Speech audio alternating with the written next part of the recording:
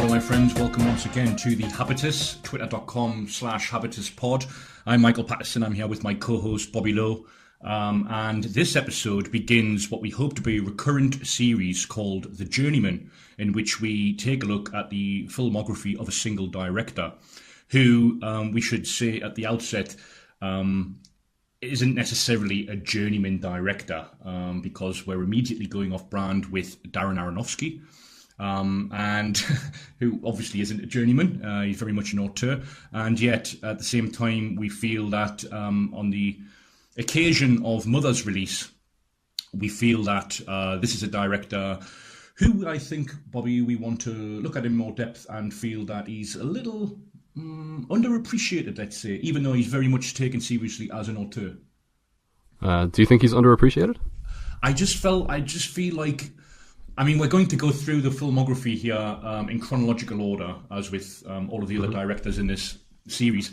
Who, by and large, we should say, will, even though they might not be journeymen, they will be filmmakers who are, let's say, non-canonical, and but whose work merits greater attention. Yes, and I think, okay, let's say Mother, which we'll get to in due course. I think the praise with which this film was met was begrudging, almost, and it came with massive caveats. But we'll get to that. I mean, that's I just, in the course of overviewing the director's career, artistic career, maybe it'll come to light, hopefully, what we might mean when we say Aronofsky's underappreciated.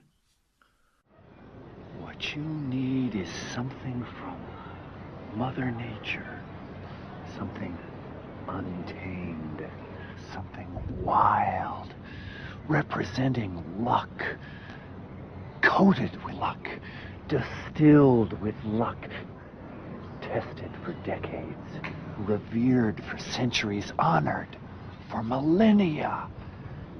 You need a lucky rabbit's foot.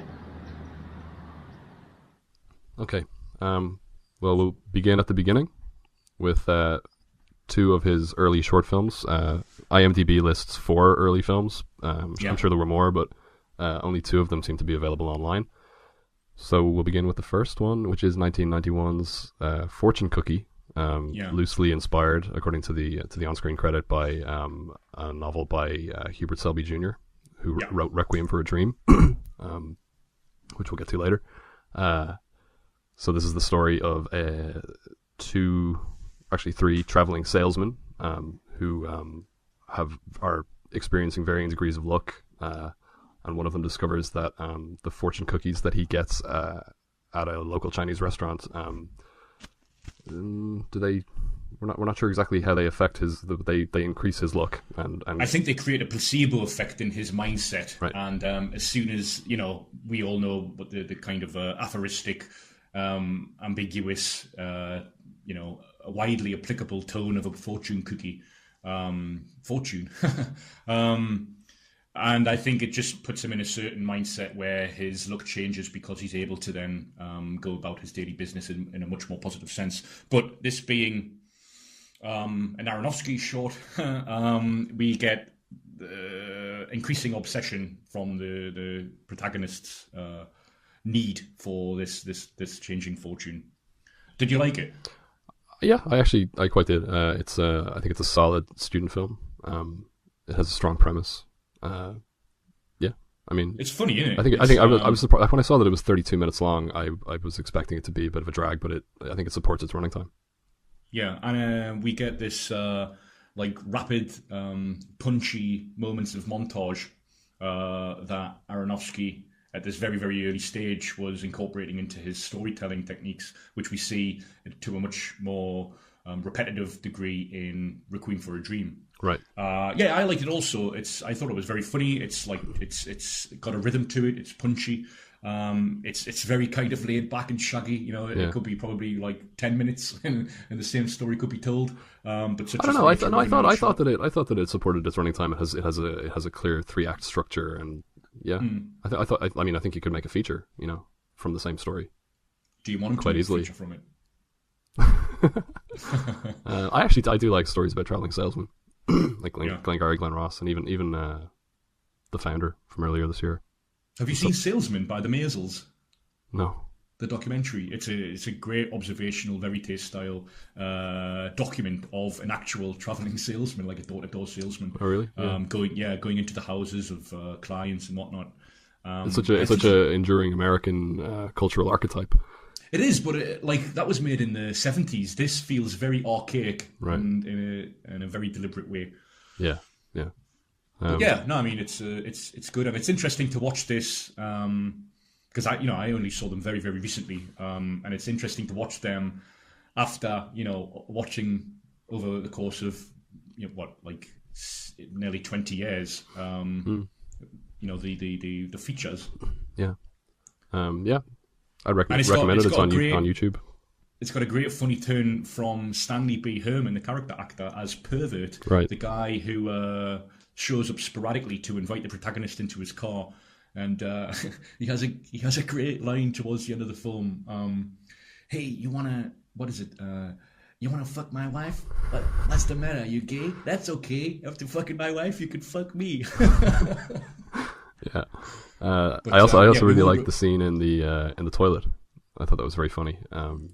It was also grossing me out that they were eating the fortune cookies. He's noted that also. He's shitting in the toilet, and then he passes with his hands. He passes the fortune cookie underneath the partition, and the guy eats the fortune cookie. And then also. It's making me squirm a little. So there's two other shorts that are not available in full. Supermarket Sweep, which is also credited to 1991, right? And Protozoa. Protozoa, which he took for the name of his production company. Yeah, Supermarket Sweep, not to be confused with Dale Winton's British game show Supermarket Sweep. Yeah, I'm sure he drew from that for the supermarket scenes in The Wrestler. Yes, indeed. And then we've got No Time, which is a 22 minute short, which was made in 1994, and it's actually a number of shorts within a short, because it's basically like, it feels like the pilot episode of a sketch show. Yes, the worst sketch show of all time. The worst sketch show of all time. Yes. You didn't like this? No, what? It was almost unendurable. Really? Yeah. So it's 7 or 8 painfully unfunny comic sketches by a 4-person comedy troupe who wrote and conceived and performed all the material in it, and they're playing 4 flatmates in Manhattan, and also playing other characters. It is dreadful. It reminded me of those YouTube videos where somebody has taken the laugh track off a terrible sitcom like Big Bang Theory, and it just turns into a nightmare. It was almost unwatchable. Really? Wow, I'm surprised to hear you say that, because when I was watching it again very recently, I was thinking, I wonder what Bobby makes of this. I think it's very funny, actually, for me. I mean, to varying degrees. There's that sketch where some guy has walked his date home back to her apartment, and they discover, and she's really kind of overbearing, and she's cornered him at the end of the corridor, and then they discover that they both have a false eye each, a glass eye. And then there's a comedy situated around that. And then there's this other sketch in which 2 flatmates are bored, and they're without a television, and they begin this improvised routine about who stole cookies from the cookie jar. Didn't you find that charming? No. Oh. I will say that the one with the end of the date was probably the best of them. Although the performance of the woman is incredibly annoying. But she's meant to be, though. Yeah, but she was annoying me, not just the character, not just the other guy. Okay, fair enough. I wouldn't recommend this one. I think it's definitely a low point in his career. But it is widely available to see. They're both both those films are on YouTube. And well, I mean, if your worst film is made before all of your features, then I think that's to be discussed, of course. No, that's definitely his worst film.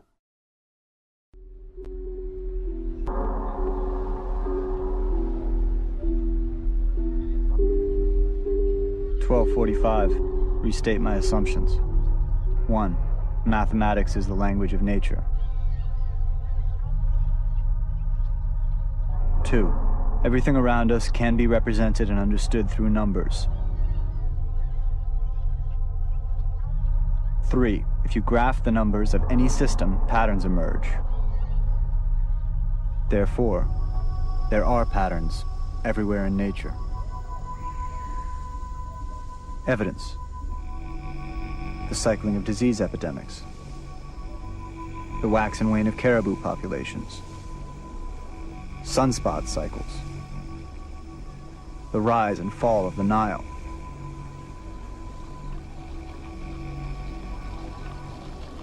So what about the stock market?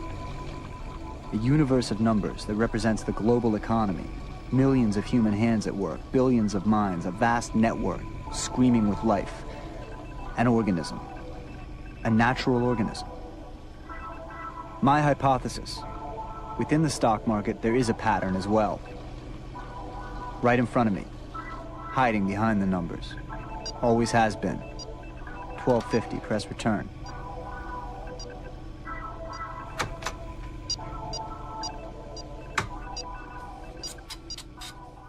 Okay, so getting into his first feature film then, which premiered at the Sundance Film Festival in January of '98, Pi, occasionally subtitled Faith in Chaos. What's your history with this film? I'd seen it once before, many years ago, recorded from television onto a blank VHS. And actually, rewatching it recently, I felt there's a reason why I never felt compelled to rewatch this. I don't know about you. I've seen it a few times. I mean, like when I first encountered Aronofsky, he had only made Pi and Requiem for a Dream. It would have been like 2002, 2003, and he was. I would put him kind of in the same category as somebody like Richard Kelly, who at the time had made Donnie Darko, and he was this kind of like gateway, weird intellectual filmmaker. Obviously, he went on to have a more successful, enduring career than Richard Kelly, who kind of crashed and burned after Donnie Darko. But so I had seen both Pi and Requiem for a Dream a few times back then, but I hadn't seen either of them since 2005 or something like that. And revisiting Pi, I quite liked it. Yeah, there's certainly lots of things to like about it, but I think overall it's kind of a weak link in his feature career. I think that like I love it. It does feel very much, and obviously we're burdened with hindsight when we say things like this, but it does feel very much like a debut feature. Yeah. It's got this lo-fi rough edge to it, an improvisatory feel to it that lots of sequences in it feel like they were shot on the cuff on the streets of New York. As they were, yeah.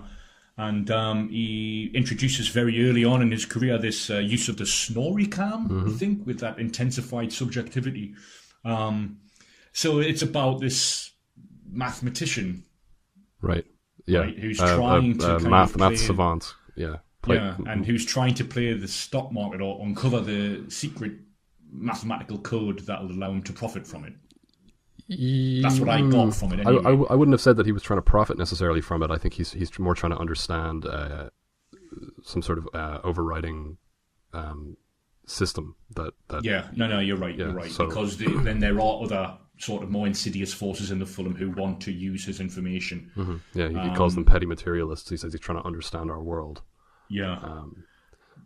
Yeah, I was actually surprised to learn when I actually listened to the director's commentary track, and he said that it costs something like $50,000 or $60,000 a day to shoot on the New York subway, or wow, which is just like that's the whole budget of the film, you know. Yeah. No, I mean, doesn't he also reveal that the opening credits alone cost like $2,000? I'm actually not sure about that. A former one of his friends made them. Roommates, who successfully gone on to another career of his own in that kind of thing. Right. But I like it. I like it. Matthew Libatique, who also shot No Time, by the way, who's his recurrent cinematographer from here on out. It's got a washed out flashback feel to it, like the kind of flashbacky sequence we'd find in a film. embedded within the film, but like a break from its formal qualities. Right. Whereas actually the whole film is shot like this, and so it's got this really, I don't know, this again, this idea of the intensified subjectivity, but there's a pervasive paranoia to it, right, which I find quite effective. Yeah, I agree with you that it feels very much like a debut film, also because it is so stuffed with ideas. It has that feeling of a filmmaker who has finally got an opportunity, or an aspiring filmmaker who's finally got an opportunity to make a film, and now doesn't know whether he'll ever get a chance to make another one. So a lot of debut films have this kind of like overstuffed, like everything in the kitchen sink kind of feel to them, and it is. I mean, it's very much ideas before story. It feels like 5 or 6 different ideas, very, very, very thinly connected to each other, almost like free associative kind of conceptual connections. You know, it's a paranoid thriller.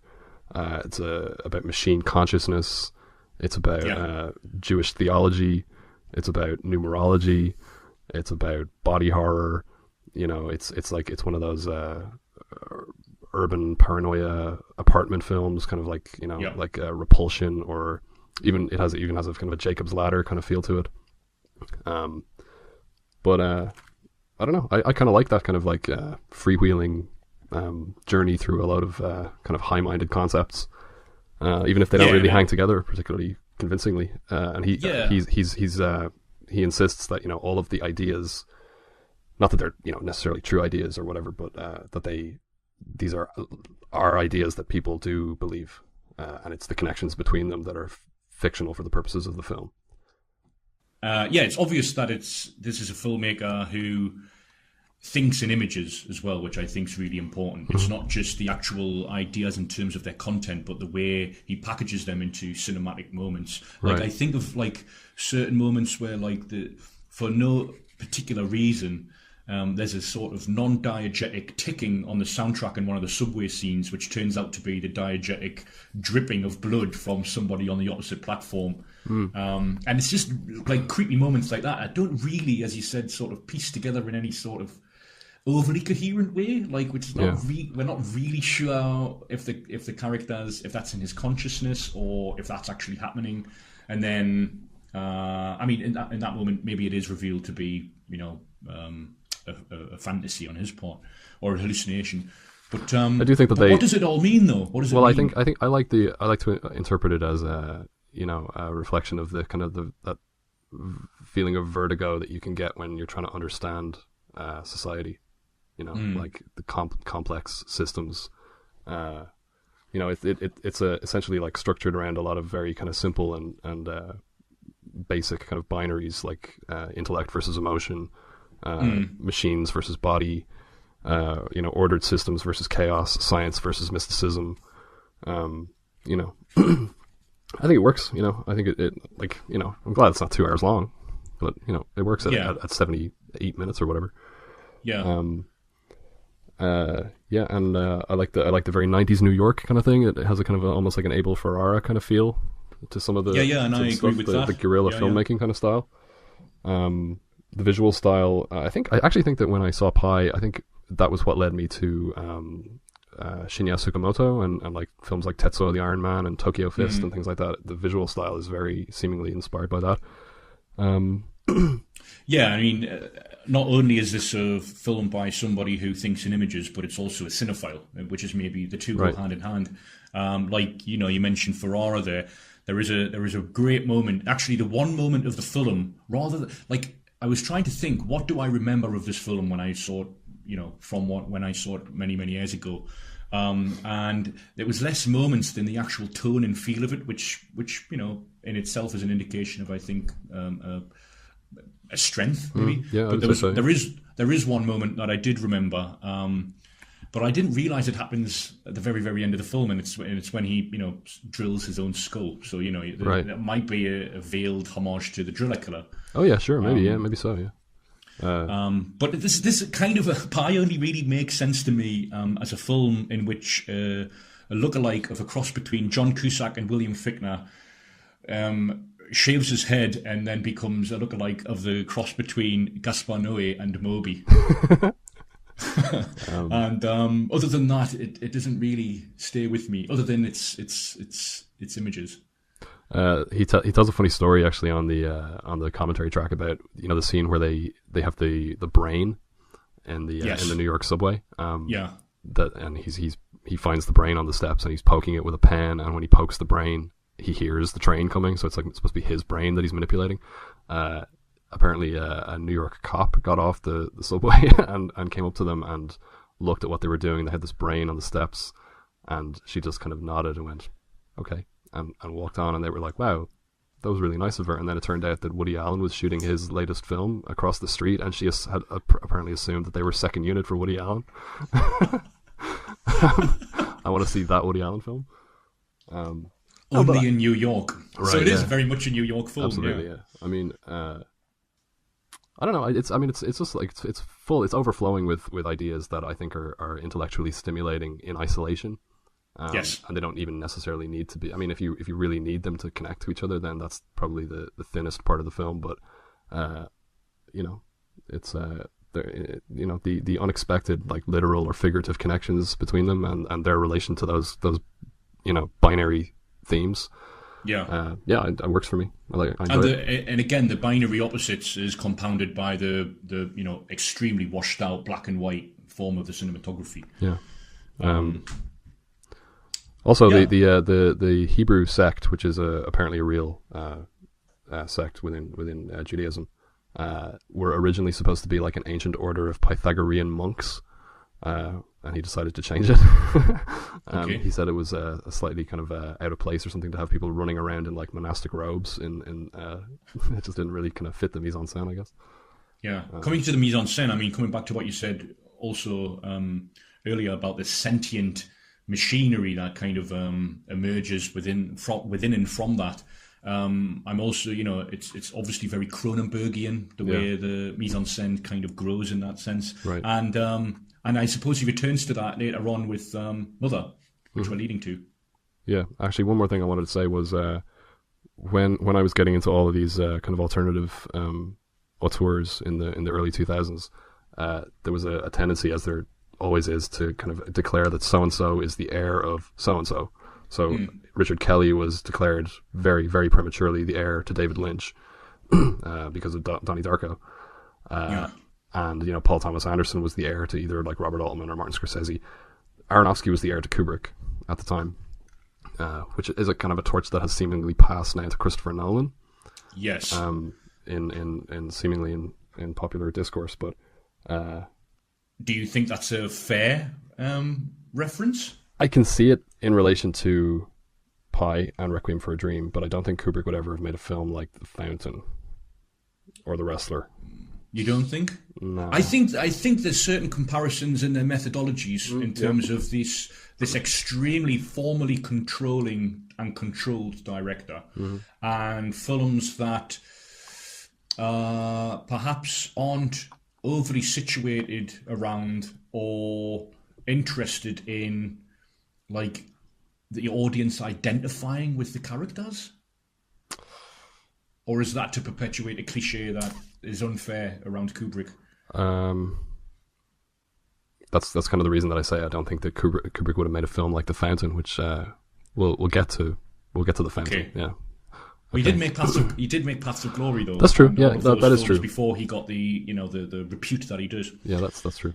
I was gonna also say that the scene in the subway with Brain, that was when I was trying to make my my magnum opus short film, Cartesian Theater. Right. Yeah, that was a shot that I was trying to create was a brain. I was going to have it crawling with spiders, and I went to the butchers and I tried to get a brain, but it was during the BSE outbreak. They were destroying brains. So that put the kibosh on that idea. But I'm sure that I don't remember consciously lifting it out of Pi, but obviously that image stuck with me. Yeah. What could have been? Yeah, maybe I'll finish it one day. Yeah. Well, what still could be. So, moving on.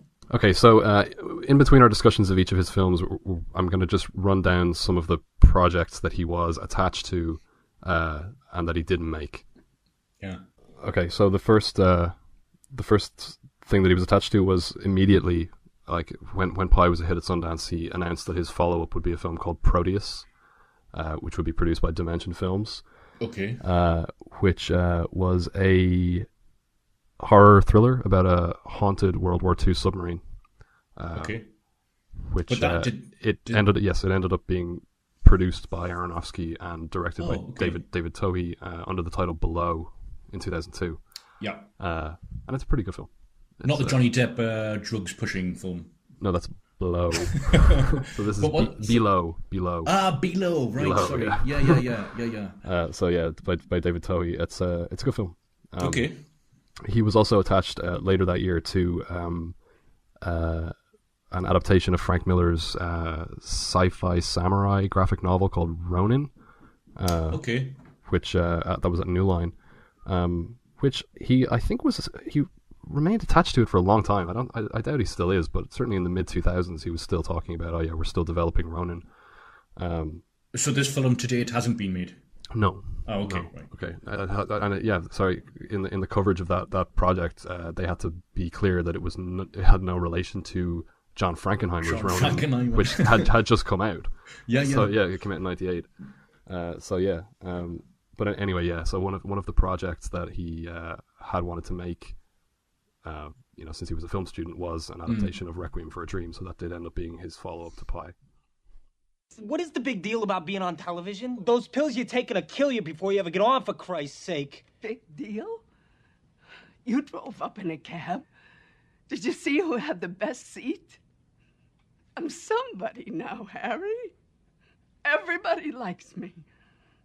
Soon, millions of people will see me and they'll all like me.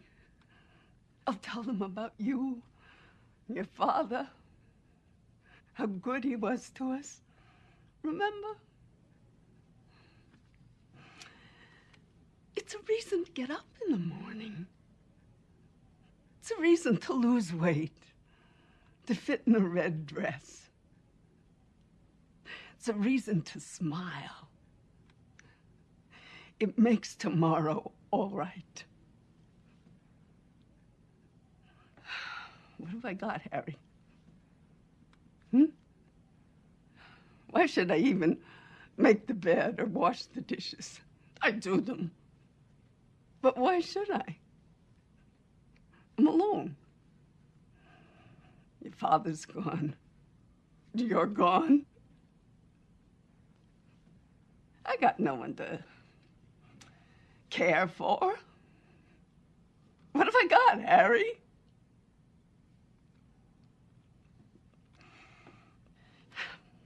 I'm lonely.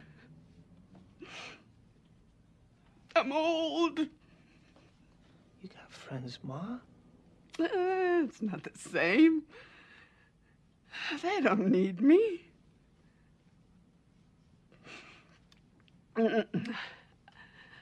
I like the way I feel. I like thinking about the red dress and the television and you and your father. Now when I get the sun, I smile.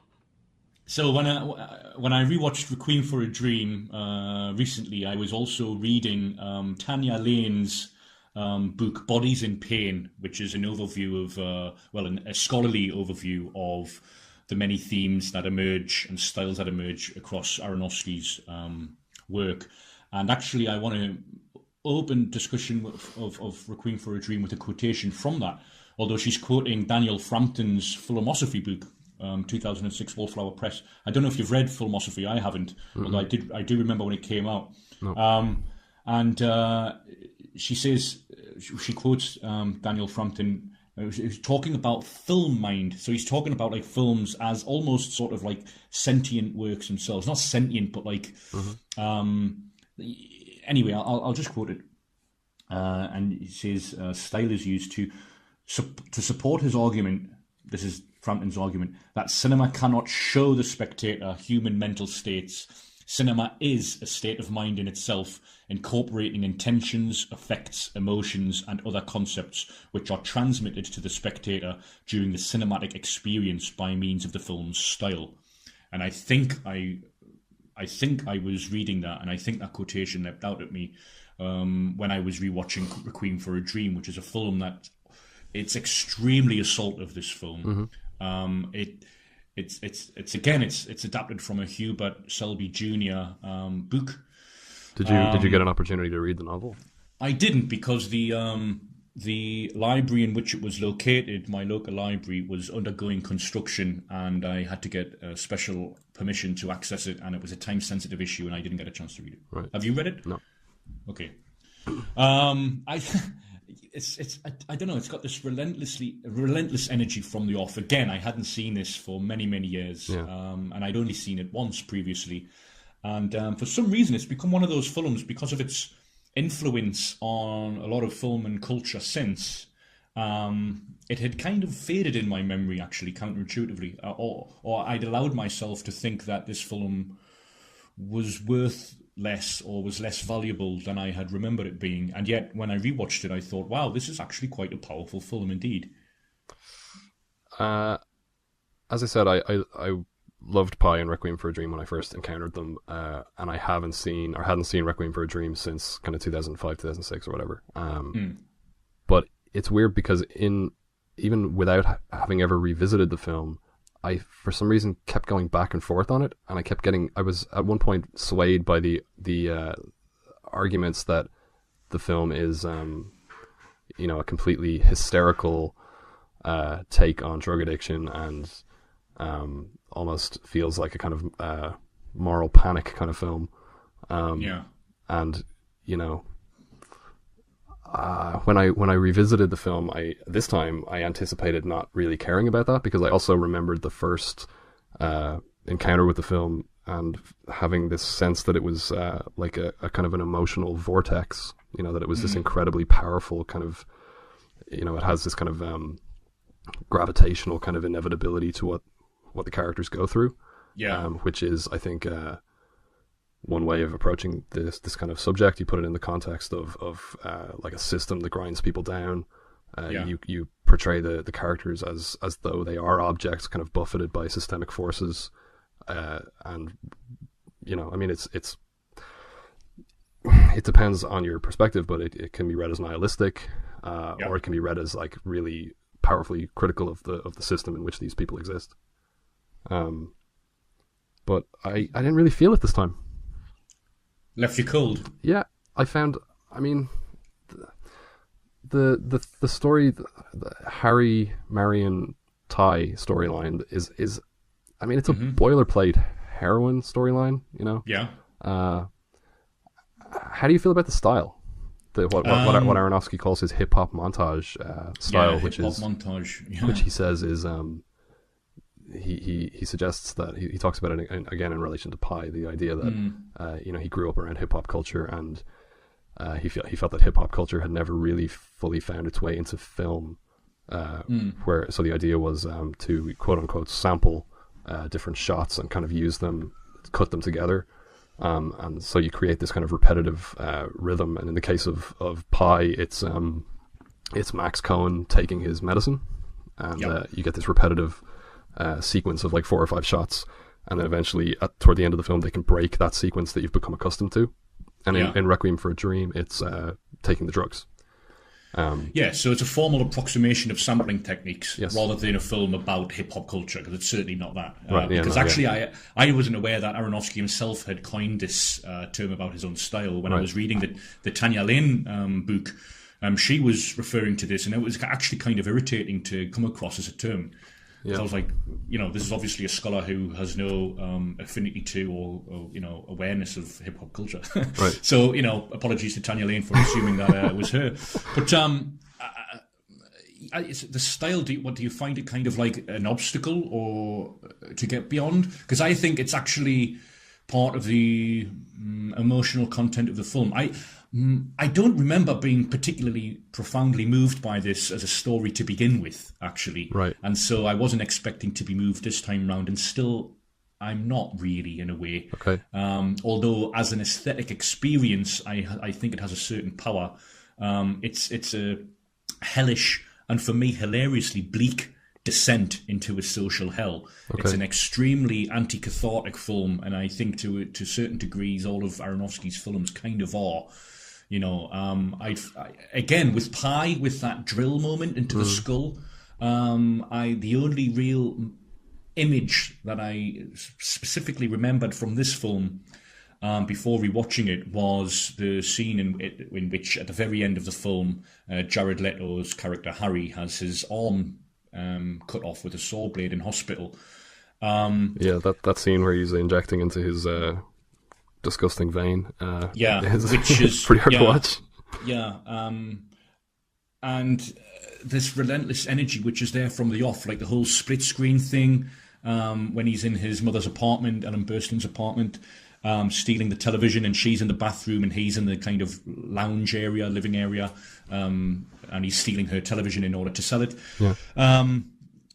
And then, of course, you've got the whole, Clint Mansell soundtrack, which I think is actually the most sort of culturally influential component of the film, arguably. Right. It's used on Sky Sports News at their film montage, football montages, I remember that. whatever. Yeah. Is it still used? I think it is, yeah. Oh, really? Wow. But I'd forgotten that there's also like a percussive sound, like a percussive beat over the top of it in this film. Yeah. Because when Sky Sports News use it on their football, it's just the strings. Yeah. Just the strings version. Mm. But I don't know. It has this. It's a film that. As you said, it's got this sort of propulsive inevitability to it, which is obviously, a deliberate choice. And again, I don't know the extent to which it's faithful to the book. Mm-hmm. Although he co-wrote it with Selby. Yeah. So, so regardless of its proximity to the book, it's kind of like an endorsed adaptation, if you like. Yeah, sure. We've got Stanley B. Herman again from Fortune Cookie, who actually showed up in Pi on the I actually meant to say in relation to Pi that in Fortune Cookie he was credited as pervert.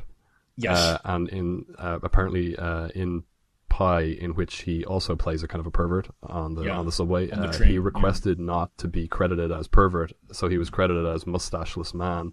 Because he was wary of having a resume that reads pervert.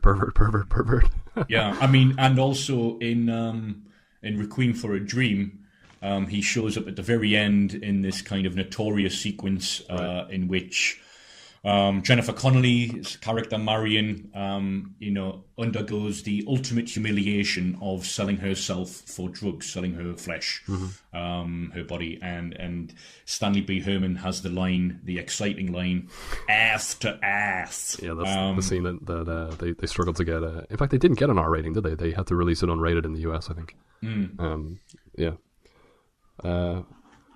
Well, how do you feel? So I said that the Harry, Marion, Ty storyline about the, trying to get like a big score and like, as I said, boilerplate heroin story.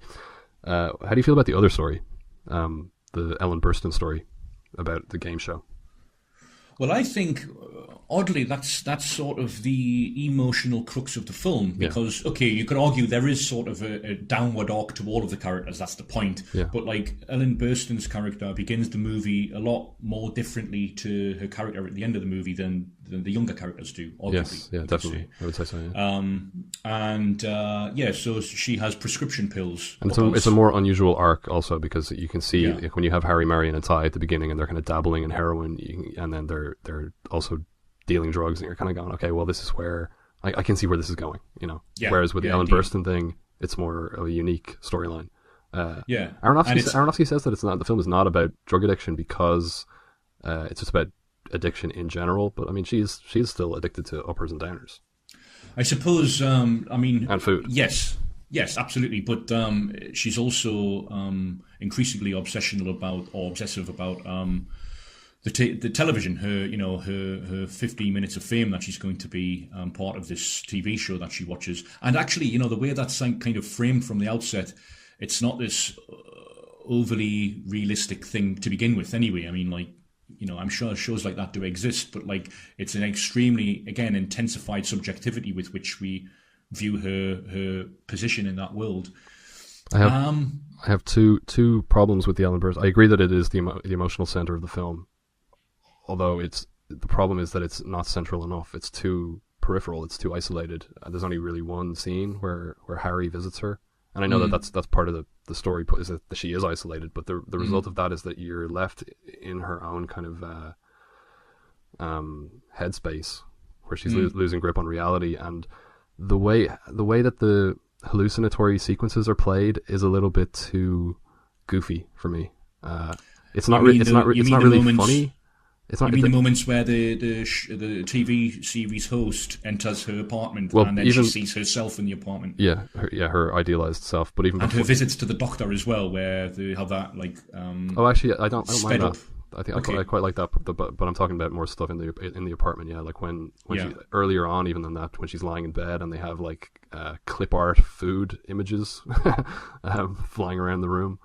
I find it a little bit too goofy and not to the point of being funny. I don't really think the scenes are funny, and I think that's underlined when she eventually goes to the casting agency and demands to know when she's actually going to be on the game show, and she's a complete wreck, and she has her Rupert Pupkin moment from it did remind me of the King of Comedy, the scene in which Rupert Pupkin also tries to kind of get his way into the Larry Langford show. I need to rewatch that. But yeah, she's kind of taken aside. People take pity on her, and you get a lot of reaction shots from the people who are tending to her. And they're like, some of them are crying, and some of them, you can see the emotion in their faces, and it provides a sort of a connection, I think, that is missing before that. It's too crazy before that. It's too almost to the point of being cartoonish before that. Even though Burstyn's performance is incredible. I mean, I think the scene at the studio is excellent, and the most moving point in the film. Although the visit from Harry, I think, is good too. It's just I find her a little bit too isolated from the rest of the film, and not really given enough emotional, like traumatic contextualization. Also, there's a kind of a vestigial storyline clearly left over from the novel, and that is Ty's relationship with his mother, which is gestured at meaninglessly 2 or 3 times.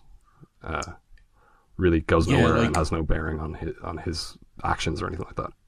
It should have really been cut entirely, I think. Okay, so after Requiem for a Dream, some of the projects that he was attached to included a reboot of the Batman series at Warner Brothers. Batman and Robin had come out a couple of years previously in 97. Our old friend Joel Schumacher. So Warner Brothers had hired Aronofsky to make them a hat. So it was another Frank Miller adaptation. It was an adaptation of his Batman Year One, which was envisioned as an ultra dark, gritty, kind of foreshadowing what the Batman series would ultimately become when it passed over to Christopher Nolan. And a lot of the Batman Begins ideas were taken from Year One, and so a lot of it was. Would you have been excited by a Darren Aronofsky Batman picture? I would have been, and I would be now. Yeah, you would be now. Okay. Yeah. So Christopher Nolan took that project over in 2003, and it became Batman Begins, and it was no longer a straight adaptation of Year One. Then in 2001, he was attached to an untitled sci-fi thriller, later to be revealed as The Fountain, starring Brad Pitt and Cate Blanchett, which was supposed to go into production in 2002, and it received a green light in July of 2002 at a $70 million budget, and it was going to shoot in October of 2002. But Brad Pitt left the project in August of 2002 over script changes and went to do Troy instead. And Aronofsky moved on to other projects, including an adaptation of a novel by Theodore Roszak called Flicker, which he was attached to in 2003, which is about a film scholar who discovers he starts studying exploitation films and discovers that there is a religious sect. So harkening back to Pi. Yeah, this is a very Aronofskian concept. Yeah, there's a religious sect that is putting subliminal messages into exploitation films in an effort to somehow, I'm not sure exactly how the plot develops, but it's something to do with bringing about the apocalypse. So that has never been made. And he was also, the same year in 2003, he was attached to an adaptation of Lone Wolf and Cub, the manga series. Yeah. At Paramount, which I remember. So at this point, I would have been an Aronofsky fan, and I distinctly remember looking forward to, not so much for Batman Year One, that would have been before my time, but the other two, Flicker and Lone Wolf and Cub, I remember looking forward to those films. Had you seen the original Lone Wolf and Cub series at that point? No. Okay. I saw it shortly. I still have not seen it actually. I've seen the Shogun Assassin, edit, which is made up of truncated versions of the first two films. Yeah. So then in 2004, he was just beginning work on an adaptation of the graphic novel Watchmen, but abandoned it when The Fountain re-emerged with Hugh Jackman and Rachel Weisz at a significantly reduced budget, I think of about 35 million. So they were doing it for about half what they were initially going to do it for. Probably a wise decision on Paramount's part, I would say. Yes. Yeah. And I think it actually benefits from the shorter runtime as well. I can imagine if it was any longer, its thin plot being extremely stretched. Yeah. Because presumably with Cate Blanchett and Brad Pitt involved, it would have been a longer film as well. Yeah, I would say so. Okay, so that ended up being his follow-up to Requiem for a Dream. It's shot in 2004, and it spent a long time. I mean, I think its premiere was in I think it might have been Venice, 2006. So yes, it was 2 years. So it's shot. Sorry. Yeah. So it's shot summer 2004, and it premiered autumn 2006. So it spent a long time in post-production. Yeah, 6 years between your second and third films, a long time to be kind of out of practice. Yeah. What are you doing? I'm stargazing. I found it in the attic. Come on in, it's freezing. I want you to see something. Come on. Oh. You're an old fart. Come on. Okay.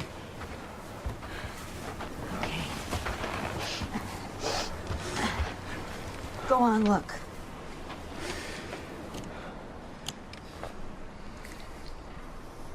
You see it? The gold star? It's actually a nebula wrapped around a dying star. That's what makes it look gold. What? I took science. When? Junior high.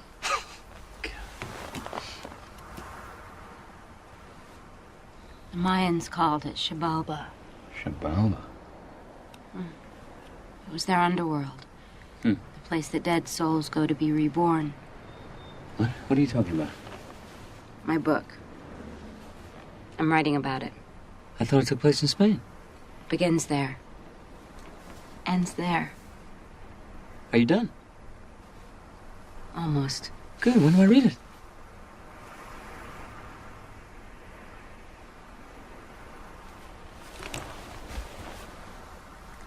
Someday soon it will explode, die, and give birth to new stars.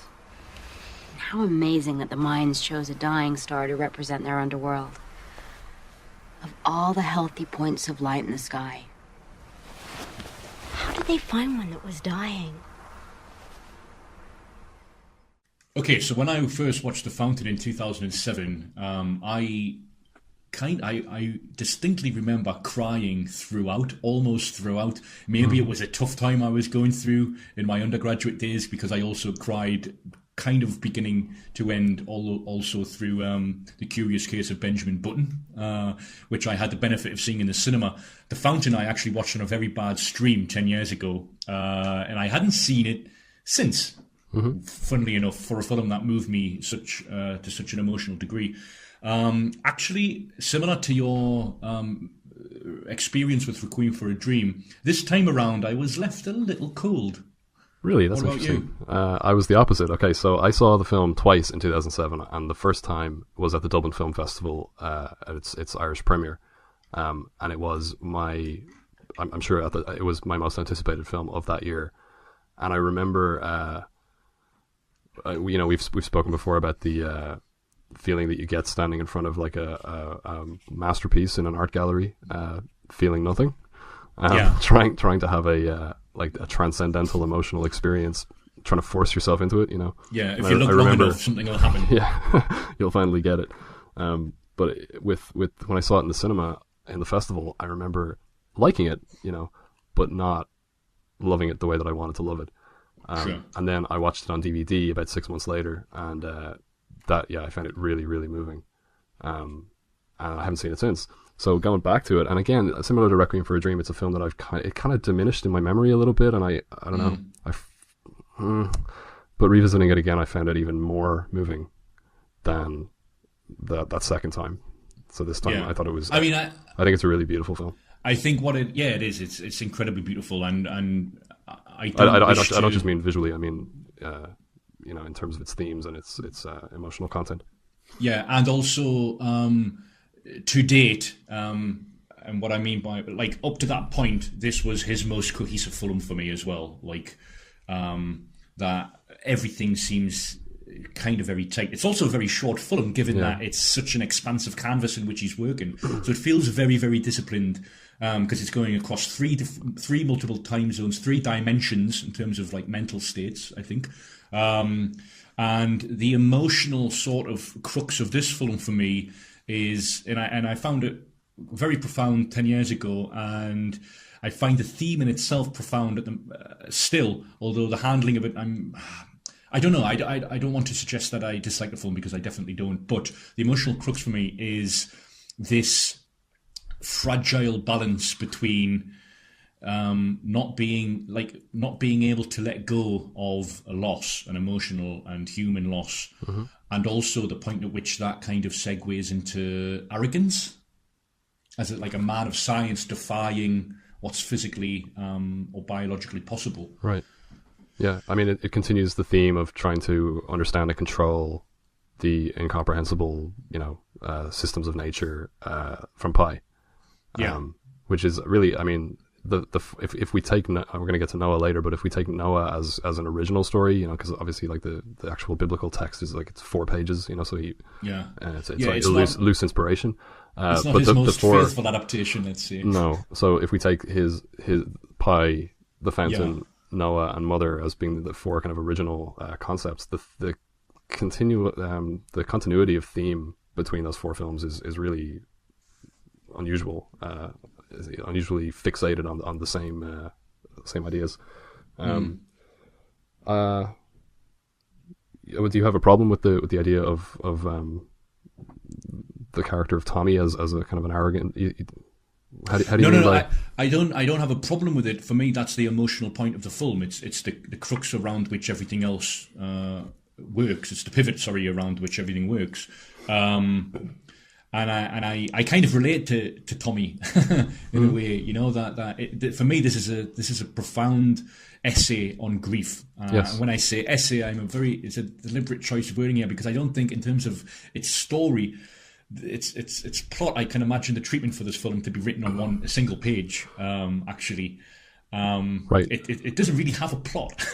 No. Well, what was most interesting to me when I was doing research for this was that in the original treatment for the film, there was no present day storyline. It was only the conquistador and the astronaut. Right. Which is hard to imagine. But remember that the film was originally supposed to be made in 2001 with Brad Pitt and Cate Blanchett, with twice the budget that they ultimately made it with. So it was supposed to be made with a $70 million budget. And then Brad Pitt pulled out of the project to do Troy instead. Because of late stage script changes that he didn't approve of, which maybe had to do with the present day stuff. I don't know, but I would imagine that the additional budget was for the Conquistador stuff, because that stuff is done on the cheap, very noticeably. Interestingly, it begins with the Conquistador stuff, and actually we don't get like Hugh Jackman and Rachel Weisz in their like present day scenario into like, you know, after that prologue. I think we even see the astronaut before we see those in their like real life, let's say, personae. And so, yeah, I mean, it works for me, you know, like narratively, thematically, like formally, it's all there. I just, for some reason, was left colder, let's say, than I was 10 years ago. Right. But, you know, a different emotional context. Absolutely. You know, I mean, I think, I mean, the film is so visually ordered, you know, in terms of the symmetries between the three time periods. You know, you have like the candles in the past, and then you have the fireflies in the present, and the stars in the future, and that kind of thing. Yeah, and it's even like got a load of match cuts as well, like just Lots the of it, actual visual patterns from one sequence to the next. But that I like the tension between that rigid visual order and the fact that the connection between the three time periods is quite abstract, and it's more emotional than logical. Like, for example, she's writing this story about the conquistador, but it's not clear that the conquistador is fictional. You know, yes. I mean, it's not at all. Like there are connections to the present, and you know, are we supposed to take it that Hugh Jackman, his you know, declaration at her funeral that he's gonna cure the disease of death, is successful, and that he's literally the astronaut? I don't like that. I don't really care, you know, because for me the connection is emotional and metaphorical, but it really works. I can't imagine that it would work without the present day storyline. I really can't imagine it. I think that's absolutely the centerpiece of the film. So, and again, you know, the it really surprised me to find out that it wasn't included in the original treatment. The present day storyline also sort of, not only does it glue things together, but it also lends credence to the idea that, you know, that the conquistador stuff is Jackman's imagining of the last chapter, that, you know, Isabel, Rachel Weisz, doesn't get to write because she dies. Right. And although that's never confirmed, so again, it's building upon these threads that are simultaneously ambiguous in their sort of origin or like mindset, but also very, very richly sort of cohesive, I think. And again, another thing that's interesting is that we don't really know anything about these characters. Like, they're not really characters in that sense, and yet their scenario is so sort of beautifully rendered that it is moving. Yeah, very much so. I think it's a really, really beautiful film. I also love the design, just the design of the whole film. He said that he wanted to make he was tired of what he calls techno-lust science fiction, and wanted to do something more organic. You know, so that's where he came up with the bubble ship. You know, and then the circle of the bubble became symbolic of the future timeline. So they made squares and rectangles the shape of the present, and the triangles the shape of the past, and this kind of thing. And when the film reaches its climax and you're cutting back and forth between these three time periods, I mean, like you said, that when I referred to Kubrick you were saying that you know, Aronofsky is a kind of an anti-cathartic filmmaker, but I mean the final sequence of the fountain is certainly an attempt at like really energetic, profound catharsis. I agree. And again, I don't think it 100% like I find the more sort of low key dramatic center of the film in the present more moving than when it goes completely crazy, and like the Mansell score which is his best. I mean, it's incredible. You know, performed rather by the Kronos Quartet accompanied by Mogwai. I agree. Is really a great score. But you know, the whole thing where he's consumed by Xibalba, the nebula, and also again these ideas that he's throwing in there that are like really wonderful, beautiful combination of like mythology and history and science fiction and philosophy and religion. Yeah, it's my favorite of his films. Yeah. Oh, it's your favorite of his films. Yeah. Okay. Wow. And not like that's. Not just at the point of 2006, 2007, you're going to in his old filmography. Well, we'll come back to that question at the end because I'm still processing what I make of all of this. But interestingly, on the IMDb page, which I don't like to dwell upon, the idiocies found on this website, but in the goofs section for The Fountain, Under errors in geography, this is geography apparently, 16 of 17 people found this interesting. The Xibalba Nebula in the movie is the Orion Nebula, which is not gold and does not contain dying stars, unlike in the movie. It is largely pink from ionized hydrogen gas and is a stellar nursery where young stars are forming. The first stars to die there will be massive and will not create nebulae first. Now, I'm going to have to knock it down in my rankings. Well, exactly. Had I read that prior to watching this, then, the whole thing doesn't make any sense. No, but the performance is also, this is another kind of fascinating thing for me, to find a film so kind of profoundly moving, and the performances are a large part of that. And yet, as I said just now, the script in terms of the characters is quite thin. I mean, we have a scenario, but we don't really have like an arc, let's say, which is very in line with the rest of his films, right? To varying degrees. But I think Hugh Jackman had a great year round about this period, because he'd also been in The Prestige as well once. Yeah, and X-Men 3. Side of it. X-Men 3, indeed. And Rachel Weisz is, I mean, that's a very difficult performance to pull off, because she's really, really great in that movie. She could very easily be, like a Malikian waif here, right. Especially in those sort of flashbacky moments where we get her in a red dress, kind of running through the house, looking back at the camera, and it's it's Jackman kind of remembering his wife, as if he only has one visual memory of his wife, which I always find a little bit comical. But I do kind of relate to her, attempts to kind of come to terms with her own mortality through, what would you say? Writing an incomplete manuscript set in conquistadorian Spain or Latin America. But the kind of like the terror management theory, where you're kind of like how people are all aware of their own mortality, but somehow we manage to kind of like disavow it and just like go about our lives, as though we're not all like gonna die pretty imminently, in relative terms. But yeah, so I mean, like, I don't know, it is a thematic thing for me that I really relate to a lot of the ideas in it. And I also love the Spanish Inquisition stuff. I think it's great, the body as a prison for the soul, and they're freeing the soul and everything. It's like the ideas interweave really beautifully, make emotional sense next to each other in a way that they don't necessarily in Pi. Pi feels like a kind of like a you're tumbling through all these different kind of like more or less unrelated ideas. The Fountain feels like a nice kind of like interweaving of metaphors. Yeah, and also like what you said about Requiem for a Dream being an adaptation that at times feels a little sort of half committal or kind of overly committed to some of its ideas, like the gestures towards like the some of the characters' like connections with their mother and stuff.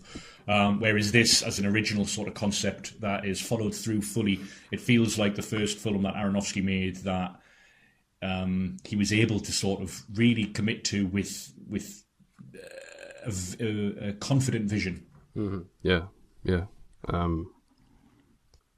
Okay, so to continue with his unmade projects, so in 2005, when he was in post-production on The Fountain, he was attached to an adaptation of the novel Black Flies by Shannon Burke, which is about a young man who takes a job as an EMT in Harlem before starting medical school.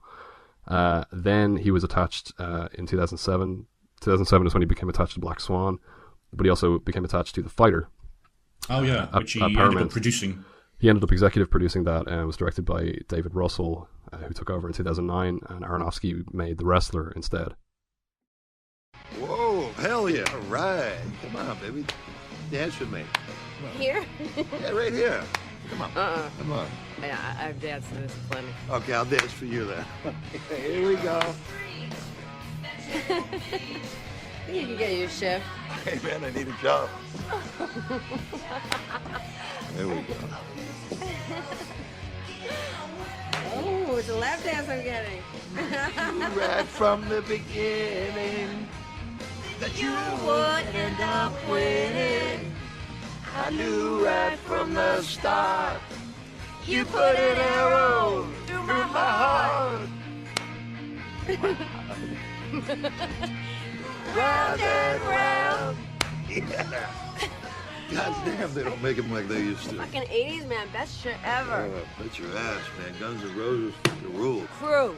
Yeah. Def Leppard. Then that Cobain pussy had to come around and ruin it all, you know? Like there's something wrong with wanting to have a good time. I'll tell you something. I hated the fucking 90s. 90s fucking sucked. 90s fucking sucked. Which brings us to Randy the Ram Robinson, Mickey Rourke's comeback, Aronofsky's fourth feature, The Wrestler. It's in many ways a departure for an Aronofsky, I think, because it's scripted by Robert D. Siegel, and the film is a character study, let's say, in a way that his other films aren't. I mean, Pi, you could argue, is a character study of, Max, this kind of mathematician character, but in terms of its style, it was kind of a showy film in a way that this isn't. I mean, it's a very social realist aesthetic, which again is a kind of a departure for an Aronofsky. And we've got these Dardensian tracking shots, again, which I suppose is an attempt at intensified subjectivity, that track the character protagonist through the corridors. I mean, I think it's a while before we actually see Mickey Rourke's face in this film. And I think Aronofsky's playing with the idea that this was a film that was very much marketed as Rourke's comeback. It's centered around him, and I think he plays with that idea at the opening of this film because it's, as I said, it's a long time before we actually see him. It's like, what's he going to look like? I think it's a great performance from Mickey Rourke, and I like this film a lot. Yeah, I'm very fond of this film. Yeah, I really enjoyed it. Do you think that it was a business move, like a kind of a career move for Aronofsky? After, as you said, spending 6 years developing a film that was, critically divisive and commercially unsuccessful, was he kind of, not to necessarily make too direct a comparison, but was he, could he potentially, if he had tried to do another Fountain, gone down the Richard Kelly path? Yes, but I think he was discouraged away from the Fountain in a way that Richard Kelly wasn't, having made Donnie Darko. Yeah, and Southland Tales. Yeah, Southland Tales, which you're a big fan of, right? Oh. I still haven't actually seen it, but I know from several trusted sources that it's a film that I might actually get on board with. Oh, really? But, yeah. I'd be interested to hear. Yeah, that might say more about the trusted sources than it does the film. But anyway, coming back to The Wrestler, it's a film that, regardless of the means by which he arrived at making it, I think it's an extremely strong film. Mm-hmm. Debatably his best, although I do hesitate to say that because after our discussion in a previous episode, I don't want to perpetuate the idea that a film needs characters with whom we identify in order to be kind of likable. However, having said that, this is very much a film in that vein. We're invited to kind of sympathise with Randy's predicament, his plight, although he obviously makes decisions and does things in this film that, as viewers, we might find morally complicated, which I think is to the film's strength also. It doesn't couch his... it's a great character study. Negotiation of the world. I think the weak link for me is actually Evan Rachel Wood. Yeah. Stephanie, his daughter, his estranged daughter. I'm not. It's a tricky role to play, I think, but I'm not sure the film really knows what to do with her. Yeah. Relationship with him. Yeah. I agree that she's the weak link. I actually also watched Todd Haynes' Mildred Pierce miniseries recently, and she's also the weak link in that. She is? Okay. Offhand, I can't actually think of a performance of hers that I've really enjoyed, but I always hated wrestling. I love wrestling. Yeah. Even as a kid, I loved wrestling. I Right. absolutely loved it. Around about the time its peak for me was like the year in which Pi was released, like 98, 99. That was for me like, in my Stone Cold Steve Austin loving days. I kind of remember when I was before. I don't know. You'll know the actual time of this, but when it was Hulk Hogan and Jake the Snake, Was that like Yeah. early 90s? Yeah, I mean, like that's 92, 93. Right, But yeah, then, you know, like wrestling's like it is a soap opera, and so the same characters get resurrected years later, Right, yeah. and looking very old, and much to the same degree that Randy the Ram Robinson does in this film. Right, because I remember getting Jake the Snake and Hulk Hogan action figures in Kellogg's boxes and things like that when I was 7 or 8 years old. But no, I remember like of a distinct memory of my brother and I watching whatever we were watching, whatever event was on some Saturday morning, and just laughing at it, you know, just thinking it was really cheesy and silly. Yeah. But I don't feel that way about what's depicted in this film. You know, I think it's a very good, detailed depiction of a particular subculture that gives you all of the kind of peculiar, you know, rituals and procedures that they have to go through in order to do what they're doing. And the performativity involved in that as well. Yeah, absolutely. Yeah. And the extent to which, you know, the kind of the quote unquote wrestling is fake kind of thing. Yeah. Where there's a kind of a semantic problem where it's like it's fake in the sense that the outcome is preordained, but it's not fake in the sense that like they're, you know, it's really physical, it's really athletic. I mean, it's fake in the sense that, like, you know, ballet is fake or whatever. It's like, you know, it's choreographed, but it's not. I mean, it's still we'll get to Black intensely Swan athletic. in due course. Yeah, exactly. I mean, this is I love the richness of, as you said, that as a theme, like, and how the physical toll that commitment to a career within that community does to one's body. It's a real thing of consequence here, underlined by that kind of horrifying sequence that leads up to Randy's cardiac arrest. Right, where it's an interesting decision to tell it the way he does, Aronofsky, because we see Randy the Ram going into the fight, and then we cut to immediately after, where he's getting kind of stapled up by the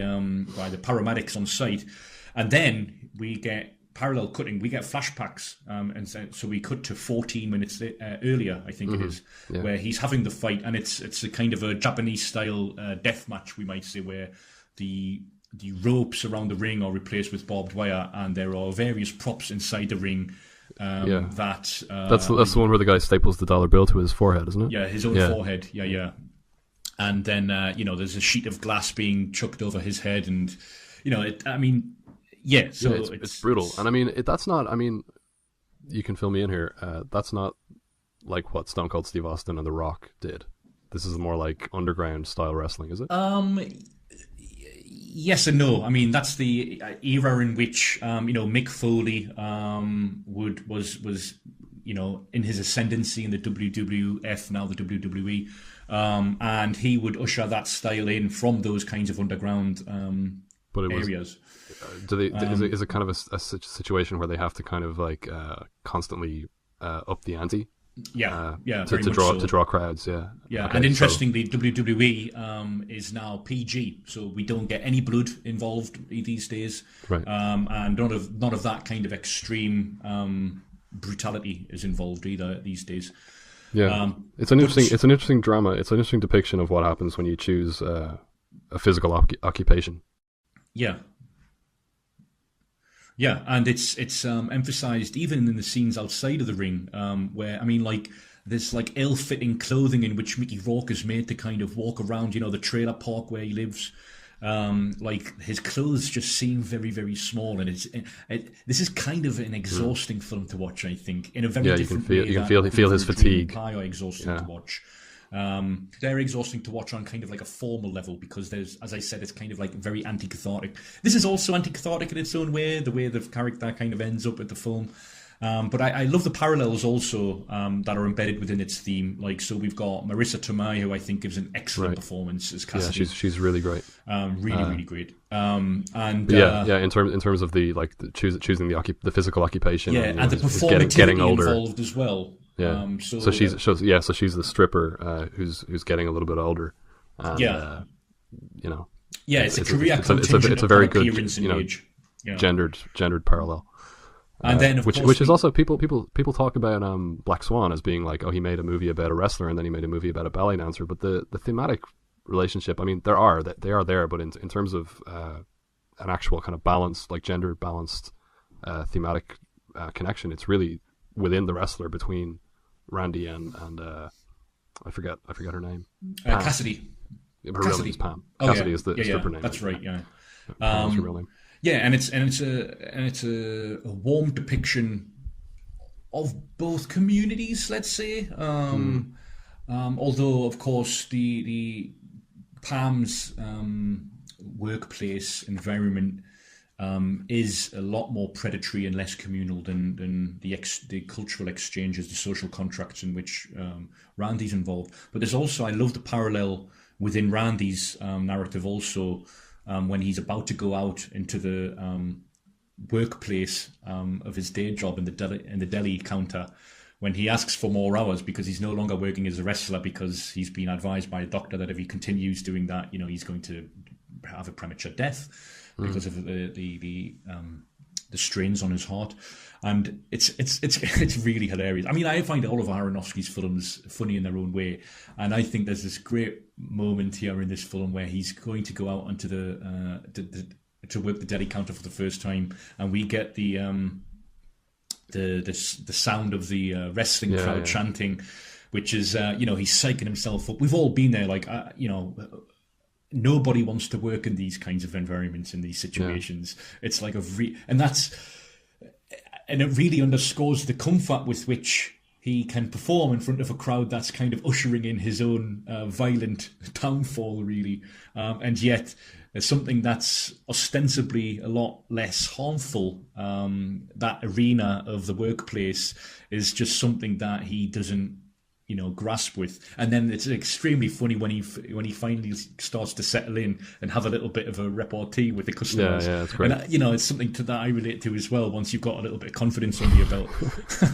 Yeah, it's. I mean, I like the sort of tension between that kind of like underclass day-to-day reality and the he in his trailer in the trailer park, he sleeps with an American flag over his bed, and it's this kind of like American dream kind of thing. And then like the payphone that he uses, the payphone, it's like under a bridge beside a dried up riverbed, and it's this really like stark, sad kind of image, lonely image, and the whole thing was shot in winter time as well, it looks like, so which adds to the bleakness. What do you think specifically of Mickey Rourke's performance? I think he's great. Yeah. I'm not actually that familiar with Mickey Rourke's pre-comeback films. I haven't seen that. I can't think of any that I've seen. Year of the Dragon. No, I haven't seen that, and I haven't seen Johnny Handsome yet either. Angel Heart. I have seen Angel Heart. Yeah, I have seen that. Yeah. Another really, really funny pair of scenes are the scene where he walks in on his boss watching pornography in the supermarket in the middle of the afternoon. That's really funny. And then there's a parallel scene later on where he's having sex with the woman who was a fan of his when she was a kid.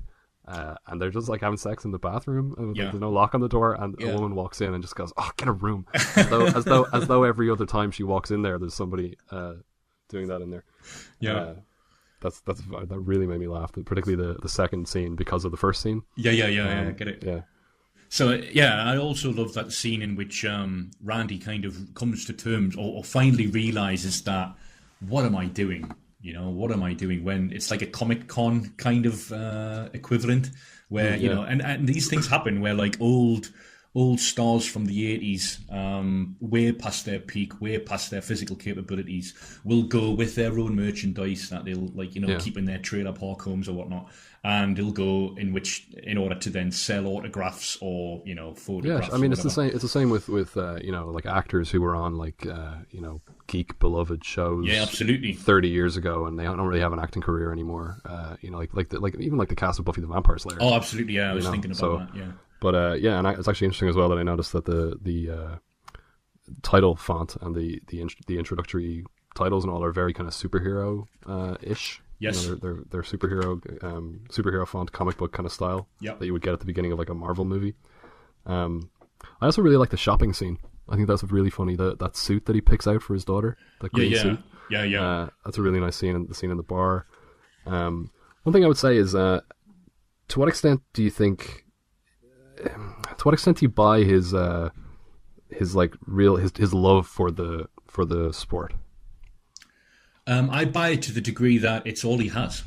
And there's a moment about 2/3 of the way through where you think, okay, he's resurrected his relationship with his daughter, which is a positive force in his life, and there's also a level of romance happening with Pam, and then that all kind of falls apart because we might say, okay, he's one sort of feeds into the other. The causal framework, again, similar to Requiem for a Dream, the social forces in place here, the systemic contradictions that lead him to usher in his own disconnection from both of those characters.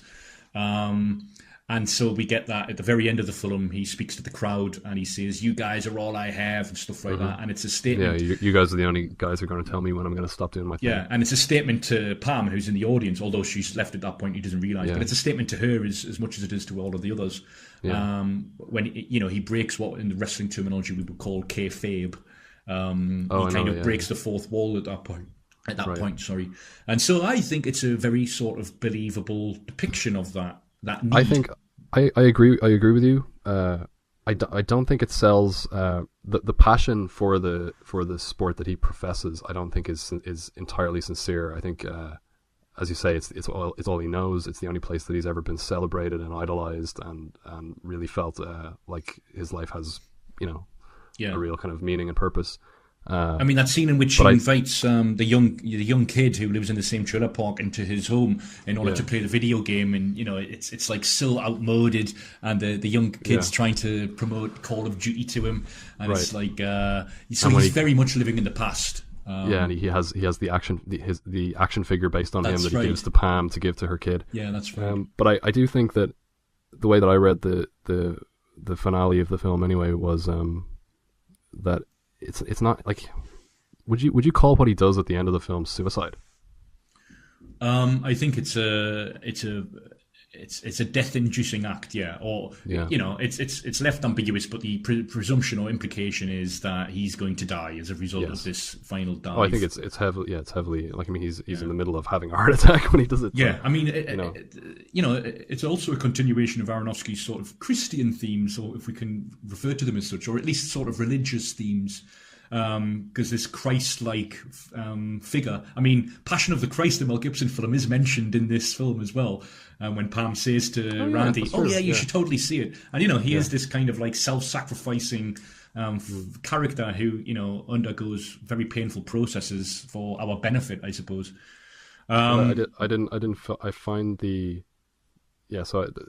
emotionally and psychologically, I find the final scene to be a little bit out of left field, because I don't fully buy that he really loves this. Because they've sold his fatigue to me to the point that he would rather do anything but this almost. And he, so to me, I do think that his return to it is suicidal. Yes. Yeah, it's a very conscious return to that, to a community that appreciates him and appreciates this act that he's about to enact.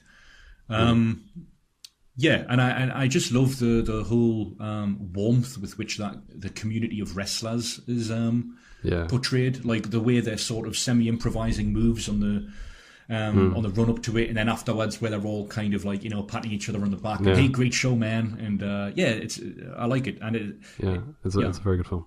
I really enjoyed it. There was some controversy at the time that I wasn't aware of, that the wrestler I think his name is Bob, who he comes back. He's like he has a car dealership or something. The final one, fight, his character's name is Ayatollah whatever. That was controversial in like Iran when the movie came out. Yeah, but I mean it's a very, very feasible throwback to wrestling. I mean, he's come back because they're reenacting their fight that they had, this championship title fight in the 1980s, I think. And but in WWE, you had like people like the Iron Sheik, like Nikolai Volkov, who was this communist figure. Okay. And Sergeant Slaughter during the Iraq War. Yeah. So I mean, it's rooted in I mean the American working class. Absolutely. And underclass audiences. Absolutely. And their values, and it's very much playing to that. Yeah, you know? and without mocking them, because that's a demographic that I think invites ridicule. Or it is very easily mocked, and it has been a subject of ridicule in films. Like I think of like something like the flip side to this would be something like Napoleon Dynamite, something like that. Which I love that movie. Oh, you do? Fair enough. I haven't seen it, but yeah, I mean, this is a very, very endearing portrait, and it's to the film's strength that it is. Yeah. Okay. So Aronofsky moved quite quickly. As I said, he was attached to Black Swan as early as 2007. So the only other project that he announced, or that he was announced as being attached to between making The Wrestler and Black Swan, was MGM's remake of RoboCop in 2008. Okay. Which was at that time set for a 2010 release. He did Black Swan instead, and Jose Padilla, the director of Elite Squad, took over and made the film. Did you see RoboCop? I didn't see RoboCop, and I can barely remember the original. Would Aronofsky's version, you think, better than the one that was made? I'm sure it would have been, yeah. Mm-hmm. Did you like the remake? Not really. Is it as bad as the Total Recall remake? No, it's nowhere near as bad as the Total Recall remake. It's just a bit of a flat, kind of uninspired remake. Yeah. But yeah. Anyway, so his next film was Black Swan.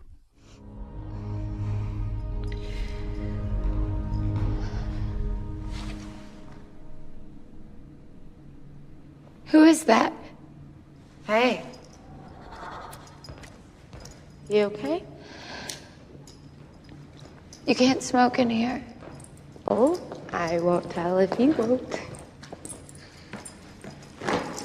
So, big day's getting closer and closer, huh? Well, I can't wait. I think you're gonna be amazing. Thanks.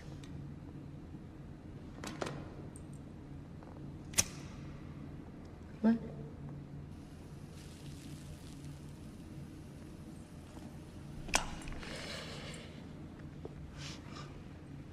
So, do you want to talk about it? Is that our day? Well, we're playing a little too rough for you. Come on, Nina, he's brilliant. Sure. But it's not like he's all warm and fuzzy. Well, you don't know it. Someone's hot for teacher. Oh, come on, it's okay. I don't blame you. I should go home. Oh, Nina, come on. I'm just playing around. Okay, so in January 2011, me and my high school pals, my good friends, let's say non-cinephile friends, in order to break our habit of forming social gatherings around alcohol, we had this New Year's resolution to go to the cinema. I think the plan was to do it once a fortnight on a Sunday evening. And the first film that we decided to see as a group was Black Swan. It was also the last film that we went to see. This is what I wrote about it at the time. This is the first paragraph of my review. Darren Aronofsky's Black Swan is good, but is rarely great. After The Wrestler, it is the second feature that the filmmaker hasn't scripted and continues to show his strength as a director of more straightforward narrative films. Here, ballet dancer Nina Sayers, Natalie Portman, scores the lead role in a new performance of Swan Lake, but though she has the discipline and technique to make a great white swan, she lacks the natural sensuality of the black swan. Instructed by impresario Thomas Vincent Cassell to get in touch with her dark side, Nina, by way of befriending her more outgoing colleague Lily, Mila Kunis, begins to imagine she is taking on the traits of the black swan. Sorry, I didn't realise that the first paragraph was just a synopsis of the film. I thought it was going to be a lot more opinionated. But the first sentence, Darren Aronofsky's Black Swan is good, but it is really great. Okay, so I watched it again recently. I disagree with that. I think it's a very good film. I thought it was okay when I saw it in the cinema at the time. Now I think it's a little bit less than okay. Oh, yeah, I didn't like it. I think it's a weak film, and it strikes me as not weak, but it comes across as hollow to me. It does. Yeah, I don't really connect with it. I should say that I said that I hate wrestling. also don't like ballet. Like, I don't like watching it. I find it really, really tedious. So, would you be a ballet fan? A fan would be a very strong term to use, but I'm speaking really from a point of ignorance. I've never watched a ballet. I've never attempted to watch a ballet, so I actually don't know. I have no further interest in watching ballet after watching this film, but it's not an advert for Swan Lake as such, is it? I think this is a very darkly comic film. It's a very funny film, and I think a large part of that is Vincent Cassel as Thomas Leroy, the impresario. I think he's like magnificent in this film, and he's barely in it in terms of screen time. Like it's Natalie Portman's film, very much so, and I think she's excellent as well. I think it's got three, arguably four really, really great performances. Like Mila Kunis is very, very good as like the sort of dark, possibly projected character. Like, does she exist? Isn't she? I don't know. Again, it's a very ambiguous film on those terms. And then Barbara Hershey's extremely good as Erica, Natalie Portman's on-screen mother. Yeah. Of course, I forgot about Winona Ryder, who's actually, I remember being in it a lot more than she ultimately is on a rewatch. Yeah. Of course, a film is more than the sum of its performances, but I don't know. I think there's something to this film that I really like. I don't know. Like, Natalie Portman's character from the off is already halfway to imagining dark things, right? It's not like she's such a heavily repressed character in terms of like her commitment to something that is so demanding as a career and as a life choice manifests itself in like repressed sexuality, like her sort of the Oedipal sorts of themes that arise from that already there at the beginning of the film. That's my point. It's not like it's not an art. I mean, like her position within the ballet, I suppose, accelerates everything, but everything's kind of already there waiting to be provoked. I have a thing about films where we're rooted in the subjectivity of a particular character who's losing their grip on reality. It can be used as an excuse to stage like shocking scenes that then you don't have to follow through on the dramatic consequences of those scenes. Yes. And when you do it too much, nothing has any at a certain, like, I remember going to see Now You See Me, which is actually it's not quite the same. It's not a character losing their grip on reality, but it's one of those films where it's the one I'm talking about, the Jesse Eisenberg one. Yeah, but I haven't seen it. It's about a group of magicians, heist. Like, it's like a heist movie, right? Magicians who pull off heists during their shows, and every 5 minutes there's a twist. And it's basically, the twist is they pull the rug out from under the audience every 5 minutes and say, oh, you thought that's what just happened. Well, actually, it was this. And then 5 minutes later, it's like, oh, you thought that was what happened, but it was actually this. And half an hour into the film, I'm like, well, like, whatever I'm watching now, I'm going to be told in 5 minutes that didn't happen. So what about a film like where it's embedded into the very concept, like The Game, Fincher's The Game, which I haven't seen in many years. Although The Game is a little bit similar to Now You See Me in that respect. Yeah, it's a better film, but yeah. I would compare this one though more to something like Robert Altman's Images or something like that, where it doesn't go into like something like Polanski's Repulsion, where we get like the character alone in their apartment and it just goes completely full tilt into surrealist imagery. It gestures in that direction and then it moves back, and you get a scene like where she kills Mila Kunis's character. Yeah, very late. And then right? It's part of the climactic sequence, I suppose. And bundles her up in the bathroom in her dressing room. Yeah, only to return back, and then finds out she's gone. Yeah. So I get a little exasperated with that kind of thing. I remember Robert Altman's Images is the same kind of thing. It's a woman alone in a country house and she's losing her grip on reality, and Well, I can't wait until we discuss Mother, because I still don't know what you think about it. But don't reveal anything. Okay, so that's a problem for you. So the question is, at what point does that kind of thing become too much in a film? Because arguably it's there in Pi also. And I know that you've already expressed problems with certain elements of Requiem for a Dream, where you thought like there's a certain goofiness to the hallucinatory elements.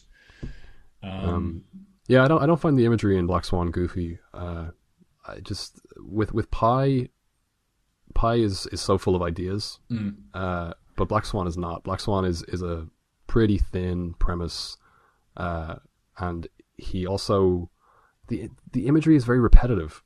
Don't you think? Yeah, it's. I mean, in terms of its visual palette, it's almost monochrome at points. It's a lot of tracking shots of the back of Natalie Portman's head. Yeah, but then there's a lot of tracking shots at the back of Mickey Rourke's head in The Wrestler. Yeah, but The Wrestler has a compelling character at the center and a story. Black Swan, it didn't draw me in at all. I really felt completely at a distance from it. You don't. And whatever problems I had with it when I first saw it were, compounded this time. And that's despite Portman's commitment to the role. And I mean, would you agree that it's a great performance? I think she does a lot with what she's given. I think she nails that weirdly inherent imbalance of like somebody who's very, very dedicated to something requiring a lot of discipline, but also is borderline arrogant with it. And that's the culture in which I suppose fosters that sort of thing. We also have Stanley B. Herman again as credited as Uncle Hank on the New York subway, gesturing towards Natalie Portman's character. And actually, we haven't mentioned at this point Mark Margolis, who is in all of the films that we've discussed so far, all of the features at least. He's in Pi, he's the maths teacher. He's in Requiem for a Dream as the guy to whom Jared Leto sells his mother's television. He's in The Fountain as a priest. Yeah, as a priest. And the Conquistador. Yeah, the Spanish priest who knows the location of the Tree of Life. And he plays Mickey Rourke's landlord in the Wrestler. Yeah, right? At the trailer park. Yeah, here he plays I think just a patron, is it? And it's certainly not a big role. I'm not even sure if it's a speaking role. Maybe it is. I'm not sure. Yeah. Yeah, but okay, so it's a weak link for you. How do you feel like about the definition of the Lily character? She's kind of used in a few different ways throughout the film. She's seen as kind of like someone who's come in to usurp Nina's position in the troupe. Yeah. And then also she's supposed to be kind of like representative of the Black Swan. Yeah. The dark doppelganger. Yeah, and she's also like Nina's like dark side manifesting itself. Like there's that. Yeah. It's a great standalone sequence, I think, where the film all of a sudden bursts into colour in terms of its visual palette, where we get the green and red neon sequence in the nightclub, where I think it's the soundtrack by the Chemical Brothers. And yeah, like is it Mila or Mila Kunis? I would say Mila. I'm not sure. Okay, well, let's go with. I'm going to say Mila. You say Mila. Okay. I'm right in thinking or remembering that this was kind of like her breakthrough role, right? Like she wasn't like overly known at this point. Well, she was known for That 70s Show. Okay. But I'm not sure about feature films. Yeah, it could have been a crossover film for her. And so she embodies the opposite to everything that Natalie Portman represents. So, like, she's like this openly sexual and very sexualized figure who, in many ways, like, is the logical choice to play like the lead role in Swan Lake. And Vincent Cassel says as much. Like, but. I don't know. Like, what was the question? Like, what do I make of her? Like, I mean, it's ambiguous in terms of the way that she's used. Yeah, that's the thing. That's another thing. Yeah, so she seems to be a kind of a multi-purpose character in symbolic terms. She seems to be used in a few different ways that aren't necessarily well defined. I don't know. To me, it feels like a spec script that was intended to be kind of like a potboiler psychological thriller. Set against this particular backdrop that was picked up by somebody like Aronofsky, who decided to try to transform it into something more kind of prestige or art house. But it feels half worked through to me conceptually. You can see how it lends itself to an Aronofsky project because of the themes of like obsession, let's say, physical pain, and the barriers of physicality that one tries to transcend in order to, in the process of kind of finding one's position in the world or life.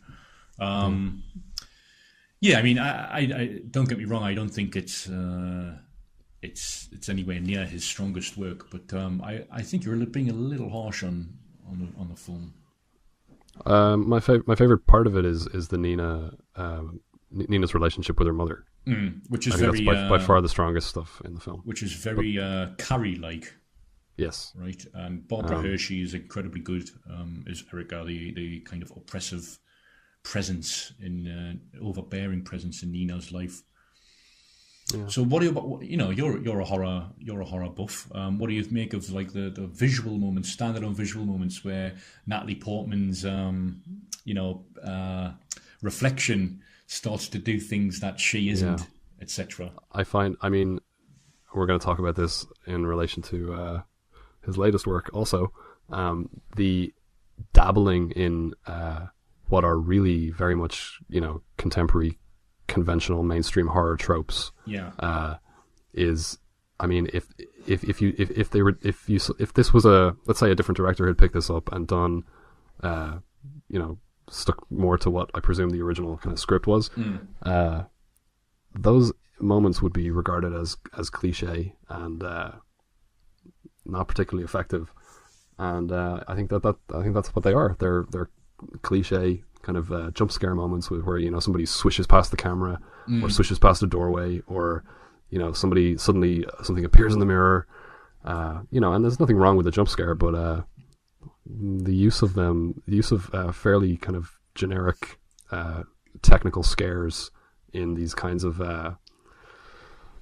lofty, critically adored Oscar nominated films is a little irksome.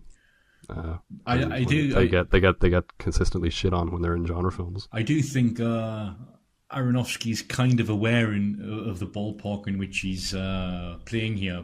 We've got that like a really, really funny moment towards the end of the film in the climatic sequence where the guy who's dressed as like some sort of black feathery creature just walks past back past Natalie Portman and goes like an otherwise like frightening creature. Who I think we've seen like in sort of apparition like moments previously in the film, and he goes, "That's the figure that kind of swooshes past." That's right, and he goes, "Hey, how you doing?" Or something to that effect. Yeah, I'd call it his weakest film. Okay. Weakest feature film. No Time. It's definitely. Yeah, it's definitely nowhere near as good as No Time. Okay, all right. So.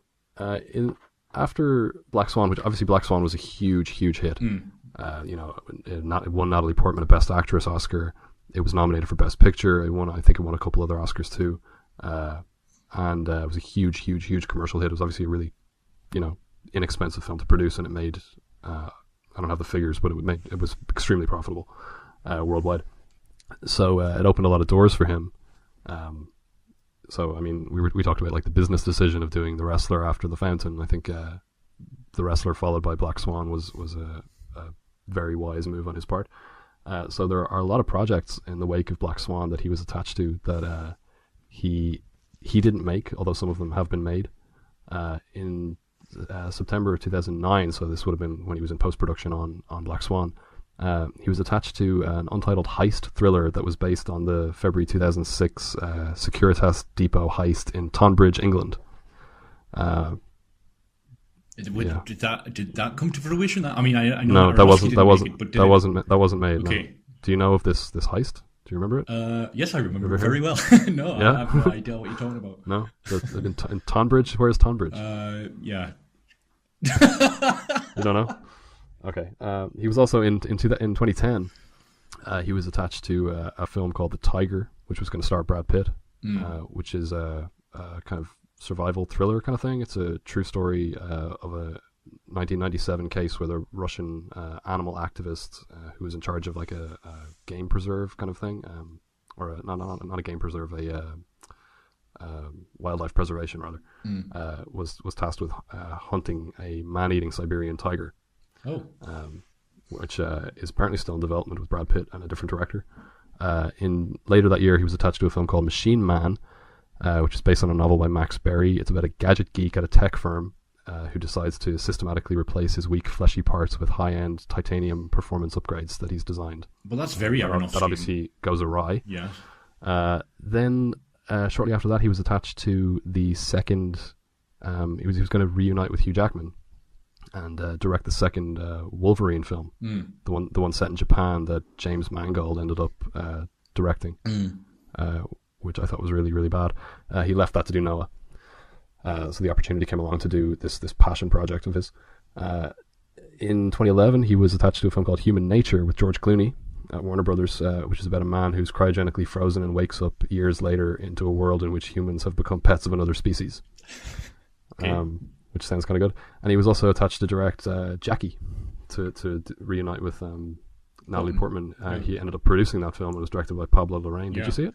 I have still not seen it, but it's sort of high on my to-watch list from films that came out over the past year or so. I really liked it. I thought it was excellent.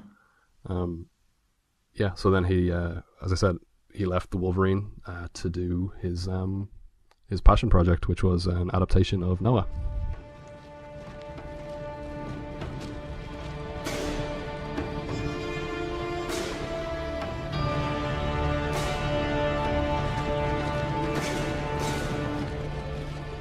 When I heard talk of miracles, I dismissed them.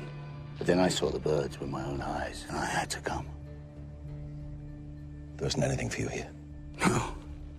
This all belongs to me. This land, this forest, that stronghold of yours. Did you really think you could protect yourself from me in that? It's not protection from you. Then what is it? An ark. To hold the innocent when the Creator sends his deluge to wipe out the wicked from this world. Return to your cities of Cain.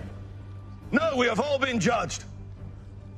I have men at my back, and you stand alone and defy me? I'm not alone.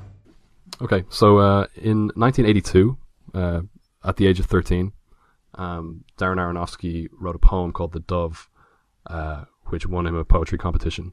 I'm going to read the poem now. Okay. Evil was in the world.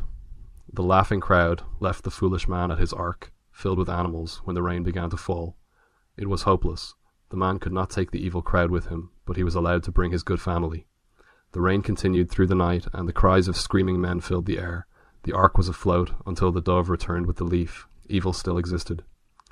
When the rainbows reached throughout the sky, the humble man and his family knew what it meant. The animals ran and flew freely with their newborn. The fog rose and the sun shone. Peace was in the air, and it soon appeared in all of man's heart.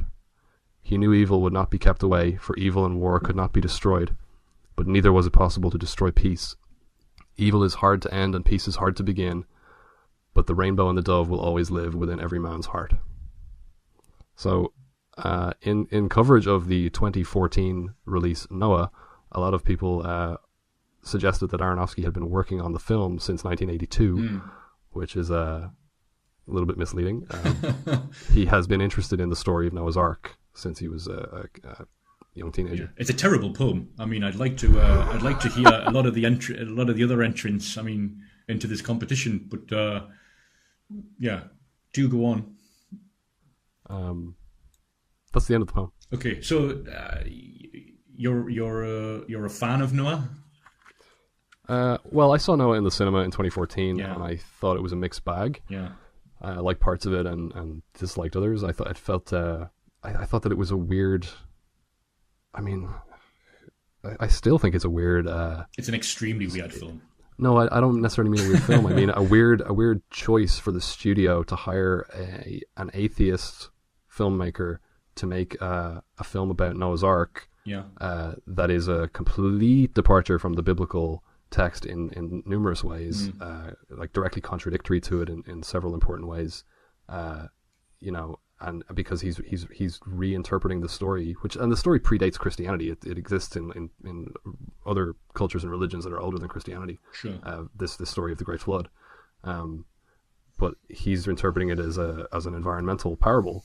And formally, and then you're gonna pitch it at what they call the faith-based audiences in the US. We got this like religious. What do you think they made film?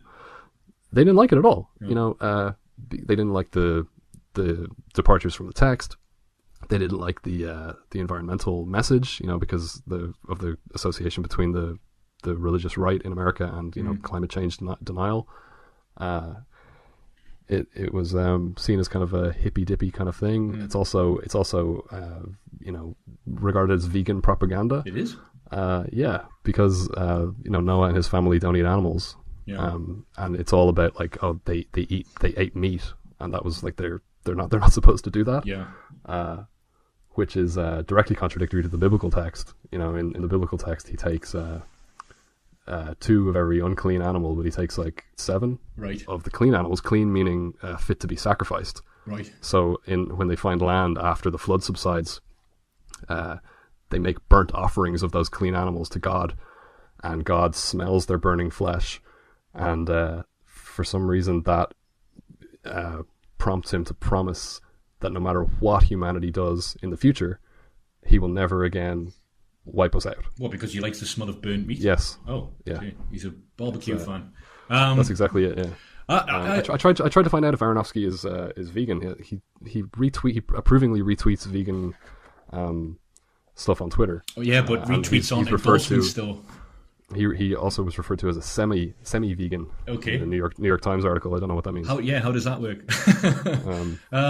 This is a film that I found extremely silly when I went to see it at a cinema a few years back. I remember kind of laughing at moments that I didn't think were meant to be funny. And yet here I am a few years later, and I'm watching it again, and I'm thinking, well, it's obviously like meant to be humorous on many levels and at many moments. This film, I really like it. I think it's actually a very good film.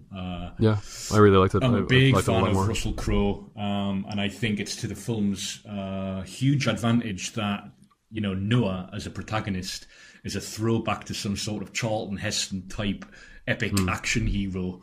Who's this like obstinate, like comically obstinate character? Like there's that great line late on when Noah's going to kill Emma Watson's twins. She has babies, and he goes, "I will not be stopped." And I remember laughing at that early, like when I first saw it. And I think it's an extremely funny moment in this film as well. This time round, Jennifer Connelly, the return of Jennifer Connelly to Darren Aronofsky's work, who has, I suppose, less to do than Emma Watson. She has less to do than Emma Watson, and also her big scene, I think, is the weak point of the movie. Really, it's one of those really raw emotional scenes where she confronts Noah, and I don't think she sells it. Yeah, I mean, it's not great. Yeah, when I was watching it, I was kind of cringing a little bit at some of her emoting. She was the fake crying is very. Emma Watson's not great at that either, apparently. But I mean, it's one of those scenes where you're kind of going, wait, have I ever seen Jennifer Connelly give a really like powerful raw performance? I can't think of any. She's always been kind of serviceable, but he asks a lot of her in that scene. You would really need to be like a really strong actor to sell that. What about the Todd Field film, Little Children? Yeah, I mean, she was fine in that, but again, she's kind of asked to be kind of icy, and it's not. She's not given. Yeah.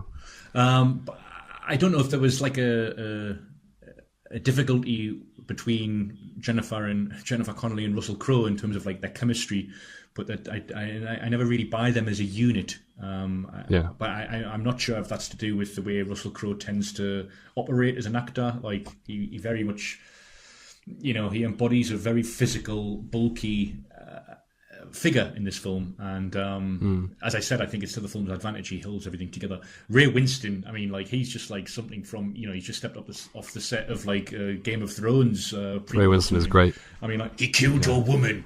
Like he says that to I think it's Ham. Ham, on the premise that Ham's the girl who Ham had chosen, he had been with for more than 10 minutes. Yeah, it's like 30 seconds. She got trampled in a stampede by Ray Winston's army. Yeah, and all of a sudden that makes him sort of and stepped in a trap that he laid.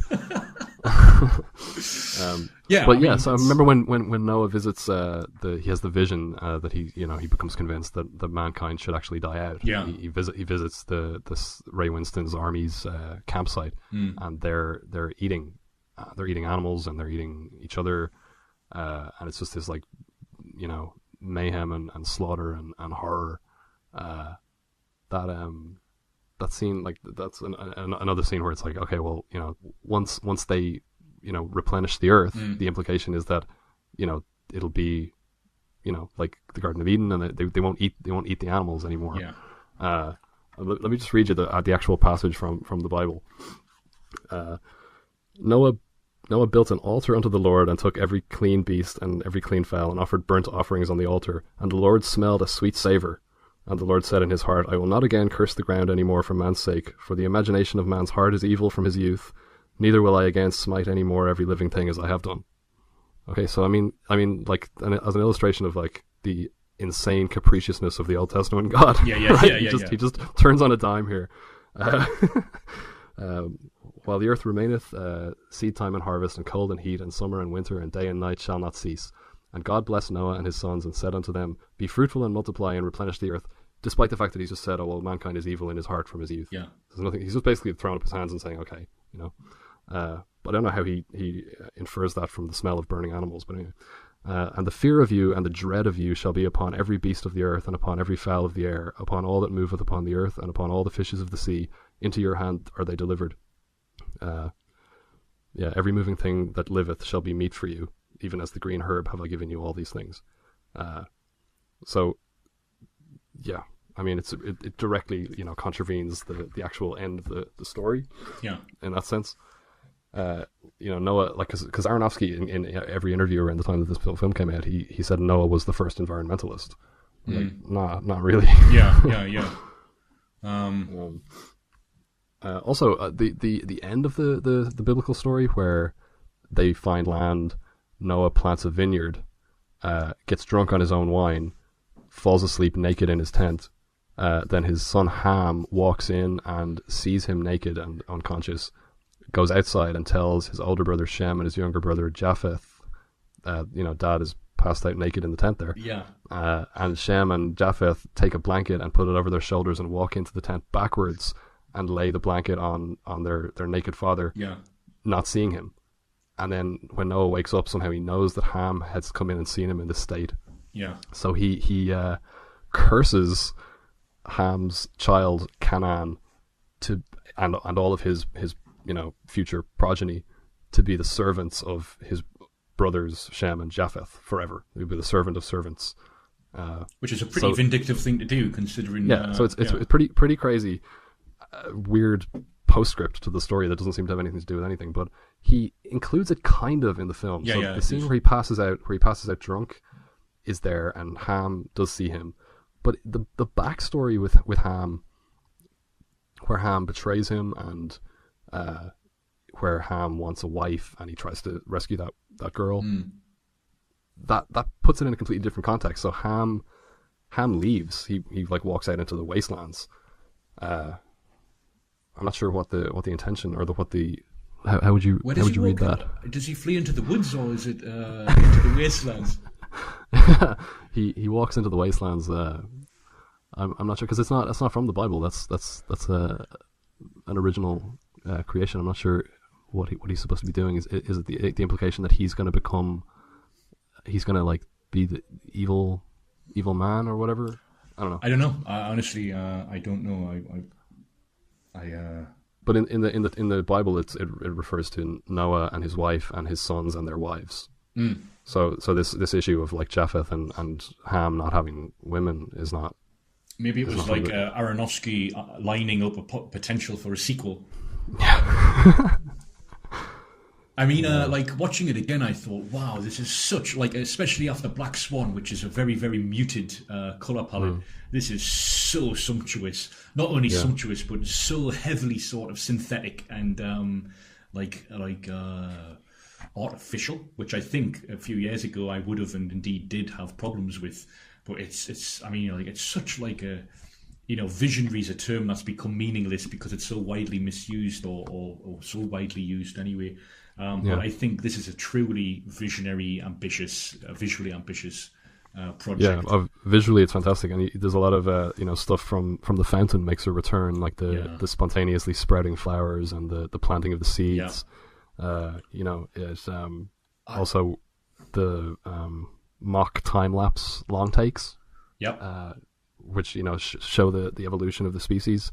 Yeah, I remember thinking that was a kind of a strange thing when I saw it in the cinema, where it's like, okay, we know that Aronofsky doesn't believe that this is a literal history of the world. Yeah. He's an atheist. So you're depicting evolution. He depicts it in that kind of weird way, where it's like, oh, a fish became a lizard, became a rodent. Yeah, it's like Fat Boy. Simian. It's like the Fat Boy Slim video for Right Here, Right Now. The idea that, like, there's this kind of linear progression of species, which is kind of one of the things that people who don't understand evolution, try to criticize it on those grounds. So the fact that he goes as far as he goes up to apes, and then he doesn't show the ape evolving into a human, he just shows humans as these golden beings of light in the garden. It kind of reflects back on the depiction of evolution as like almost like it's criticizing that that depiction.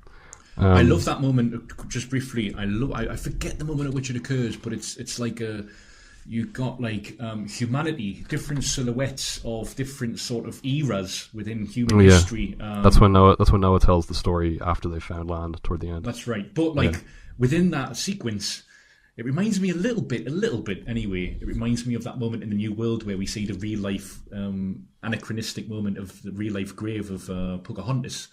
At Gravesend. And in this moment in Noah, we get like silhouettes of like World War I soldiers and like moments of human history that presumably or ostensibly came after this great flood. And I liked it because it kind of breaks the fourth wall at that point. Yeah. Also alluded to is by Ray Winston is the extremely long lifespans that are described in the Bible, that these characters live to be 800 or 900 years old, and Noah says that it's been 10 generations since Adam. And Ray Winston, I forget the character's name, it's something Cain. He's like a descendant of Cain. Tubal Cain. Tubal Cain. He says when Noah talks to him about the Creator, Tubal Cain says, "We haven't heard anything from the Creator since he touched Cain," or something like that. Which means that the way that he says it sounds like he's been around. He's been around that long. It's like, it's not like his ancestors. It's like, no, he's been alive for 600, 700, 800 years, and it's been that kind of length of time. But I thought it's a nice little kind of subtle allusion to that. I mean, Anthony Hopkins looks like he's like thousands of years old. Actually, he's really funny in it, looking for the berries. Yes, the berries. Did you bring me some berries? And he finally finds the berry, and then he gets killed by the flood. It's great. What do you think of the Watchers? Yeah, so voiced by Nick Nolte and Aronofsky regular Mark Margolis. Right? Oh, really? Nick Nolte? As Sam Yaza and Magog, respectively. Like, again, it's like they're from a whole different universe, right? Like, I love them. I think they're great. Again, like first time round, I was like, this is so just like daft and silly, and again, this but this time round, I didn't have a problem with them. They seem very part of the cinematic universe that Aronofsky's created. But it's a very beautiful visualization, I think, of embodiment. Also, the idea that to go back to what we said about the Fountain and the Spanish Inquisition, and the idea that bodies are prisons for the soul. That these are beings of light that are encased in stone. And I mean the scene where one of the Watchers is killed by what is his name? Tubal Cain. Sorry, Tubal Cain's army kills successfully fells one of the Watchers, and they rip his stone body apart, and his soul returns to heaven. And the others look and say the Creator calls him home, and then they start fighting even harder. That whole sequence is amazing, actually. Yeah. Really, really well done. And then the last one kills himself, kind of. He like rips open his own chest to free his soul. It's great. Yeah, they did you ever see they kind of remind me a little bit of the Ents in Lord of the Rings. Yeah. The giant trees, but they also remind me of. Did you ever watch GoBots when you were a kid? GoBots. Yeah, it's often described as a Transformers knockoff, but I actually think it predates Transformers. Okay, no, I don't know it. It was bought by Hasbro, and now GoBots are like a subcategory of like a line within the Transformers series. Should I know about them? I feel like they're not as famous as Transformers. I feel like I've said something ridiculous by not knowing what GoBots is. No, I watched them as a kid, but there was a GoBots movie in the 80s called Battle of the Rock Lords. Where they go to a planet where there are these essentially other kind of Transformers, except that these are robots that can transform into rocks, and they get kind of caught up in this like war of clans and stuff. And like Noah has always reminded me of GoBots, Battle of the Rock Lords. Yeah. Yeah. So there's your obscure reference for today. I mean, I did think. I did worry at the first time around watching this film. This is very much getting into one of those tedious mass battles. I was like, why can't Noah and Tubal Cain have it out with a game of rock paper scissors or something like that? But yeah, it works. Yeah, I really enjoy it. Okay, so when he was in post production on Noah, he became attached to a Judy Garland biopic called Get Happy. I don't know the status of any but one of these projects. Okay. Another film, a film called The General at Paramount, that was described as an Unforgiven-esque film about George Washington. And also an untitled Evel Knievel biopic that he was attached to in September 2015 at Sony. But he was also attached to direct Jennifer Lawrence in the adaptation of the spy novel Red Sparrow that has been directed by her Hunger Games director Francis Lawrence, and is coming out in I think it's coming out in March. Yeah. Is that like a Born Identity like spy film, or is it like a throwback to old fashioned Cold War espionage movies? Judging from the trailer, it's a little bit Jason Bourne, kind of like, or maybe like the Charlize Theron film that just came out, Atomic Blonde. Yeah, okay. Kind of. I actually initially thought that it was based on a comic book, but it's a novel. But it has a kind of a comic booky kind of feel. Certainly the trailer. Okay. But yeah, so his next film that he made was did unite him with Jennifer Lawrence, and it was Mother. Why don't you want kids? Excuse me? I saw how you reacted earlier. I know what it's like when you're just starting out and you think you have all the time in the world. And, you're not going to be so young forever. Have kids. Then you'll be creating something together. This is all just setting. What did you think of it? I went into it completely blind. I know you were extremely excited about it from what you'd gathered and what you'd seen. Had you seen trailers? Yeah. No, okay. I didn't watch the trailers. Right, Deliberately didn't watch them. But you'd read sort of what the concept of the film was. Well, when it was initially announced in 2015, the log line was and remained actually right up until it was released. Uninvited guests visit a couple at their home, disrupting their tranquil existence. And when it was announced as a project in 2015, it was announced as a drama. And I mean, that logline is so non-specific that the content could be anything. And when the film was in production and it was being reported on, it started to be referred to as a drama thriller. Right. And I became a little bit more interested. And then it started to be referred to as a horror thriller. And people were saying, it's kind of like a Rosemary's Baby thing. People are turning up at the house because this woman is about to give birth to something. Yeah. And then the reactions came out about it, and it was like incredibly extreme. And and you were encouraged by the mixed response that the film has received as well, even before. So when the trade reviews landed, like what others had taken to be weaknesses in the film, I think you had interpreted it as things to get very excited about. I still don't know what you thought of the film, though. So I'll answer first since you asked me. I really liked it. I went into it, again, as I said, without knowing anything about it. So I didn't know about the whole home invasion angle. I didn't know when that gets tied up, I think at the midpoint of the film, I didn't really know what to expect. And then it jumps ahead like 9 months and like she's about, mother, played by Jennifer Lawrence, is heavily pregnant and about to give birth, and then the whole film begins to repeat itself, and I didn't really know what was going to happen. But ultimately, I did like it. I have a few minor reservations here and there, but I'm still kind of working through those. Right. I thought it was okay. Okay. I thought it was a mixed bag. My major criticism of it is that it's way too long. For such a thin premise, it could make it like you could easily cut like half an hour out of this film and only make it better. Yeah. Like it really, like I said about Black Swan, it becomes very repetitive. I mean, in discussing the film, Aronofsky keeps talking about how there are only 3 types of shots in the film. It's either looking at the back of Jennifer Lawrence's head, looking at her face, or showing her POV. And I mean, yeah, that's true, and that's very limited.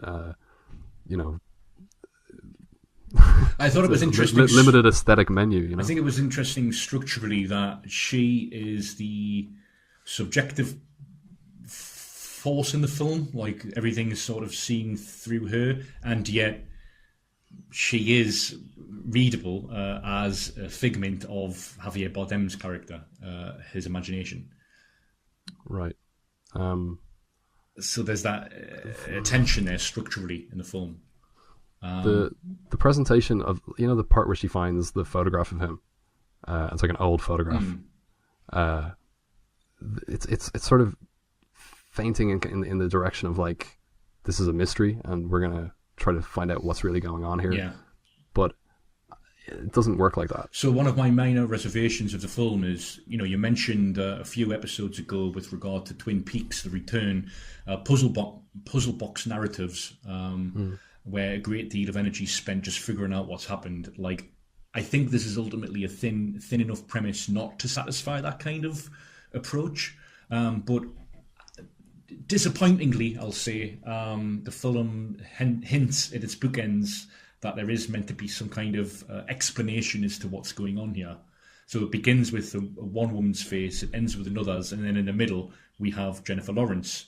So the implication being that Javier Bardem's this like character from like the universe of Noah who lives many generations, who just is able to resurrect his home at whim, and the life of a female partner. Right? I mean, I took Javier Bardem to represent God, yeah, and Mother to represent Mother Nature, yeah, and the house to represent nature. Yeah, and you've got like Ed Harris and Michelle Pfeiffer playing Adam and Eve, and right, being tempted by the. Yeah, I mean, as far as symbolism goes, this is it's not like a confusing film in that sense, and it's a very. And it tips its. That's the thing about the mystery thing, is that it tips its hand in its opening scene, where the house, is recreated. It regenerates itself. Yeah. To the point where like this is not the way that it was sold. Okay, so this is one of only 19 films in history to receive an F cinema score from American audiences. Like, this is polling exit audiences, and the list of films actually includes some films that I like and love. So films like Wolf Creek, In the Cut, William Friedkin's Bug. What else is on there? So the films, although they're very dramatically different from one another, we could say they're operating on a certain level of visceral horror. Well, there are some like really just dreadful comedies. Let me just pull it up here. Okay, so the other ones that I liked or loved, I liked both Killing Them Softly, and Soderbergh's Solaris. Okay, wow. The other films are an odd one that I haven't actually seen. It is Dr. T and the Women, the Robert Altman. Like kind of, I always just thought it was kind of like a middling rom-com. Yeah. These films are either movies that audiences were kind of sold a pig in a poke, like in the case of Mother, where they thought they were getting something akin to Rosemary's Baby, and they got something completely different. Yeah. I think that probably holds true for something like In the Cut, where they thought they were getting some kind of like Meg Ryan thriller, and they got what they got. the other stuff, Richard Kelly's The Box is on here as well, where it's like, they thought they were getting kind of like a cool, quirky Twilight Zone thing, and then it just goes full Donnie Darko in the second half. Yeah. The other ones are there's a lot of kind of like horror films that were badly received. Fear.com, The Devil Inside, Alone in the Dark, stuff like that, and then some terrible comedies like Disaster Movie. But where the more Mother's in rare company there. Yeah, but where the more sort of big budgeted productions are concerned, there, it seems to be a response that's informed by a consciously misleading advertising, deceptive campaign. Marketing. Yeah.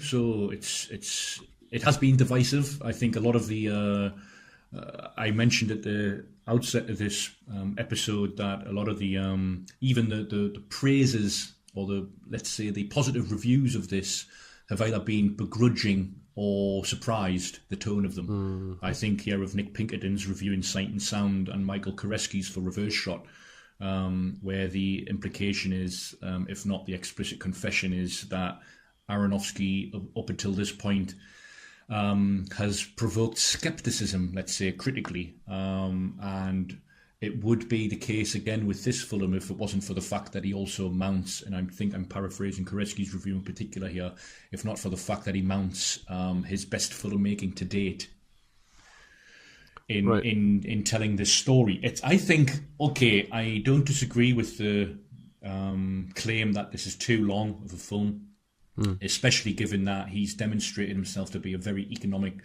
storyteller of these thin kinds of premises in The Fountain.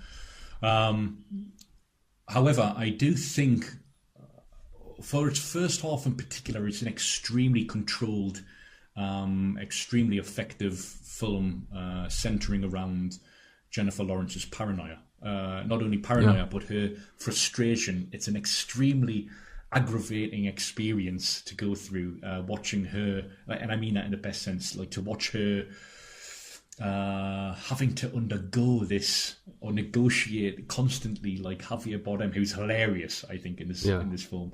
Really funny, yeah. And Ed Harris, and Michelle Pfeiffer. Like the first half of the film. Did you see Joy?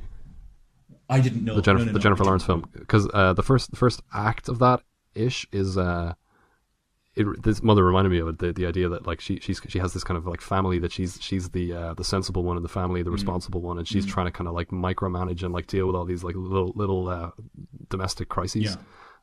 It's a similar kind of feeling that, just this kind of like manic energy and this kind of like domestic bedlam that reminded me of that. But yeah, I mean, like, to me, I agree with that. I think the first half of the film is like, I was totally on board with it, and it just wore me down and wore me out eventually. But the other thing is the concept is really, really weak, very kind of inflexible and didactic. And I mean, the fact that Aronofsky is pontificating about this at every opportunity, about what represents what in this, and it's like this direct one-to-one relationship where Ed Harris represents Adam, and the sink breaking represents the flood, and the baby represents Jesus, and this kind of, it's just not interesting at all. Like, it really is. I in order to enjoy it, because I mean, you kind of cotton onto that pretty quickly, that this is some sort of allegory about nature and just drawing on religious stories. But I had to kind of cast that aside to enjoy the scene for scene content, which I did.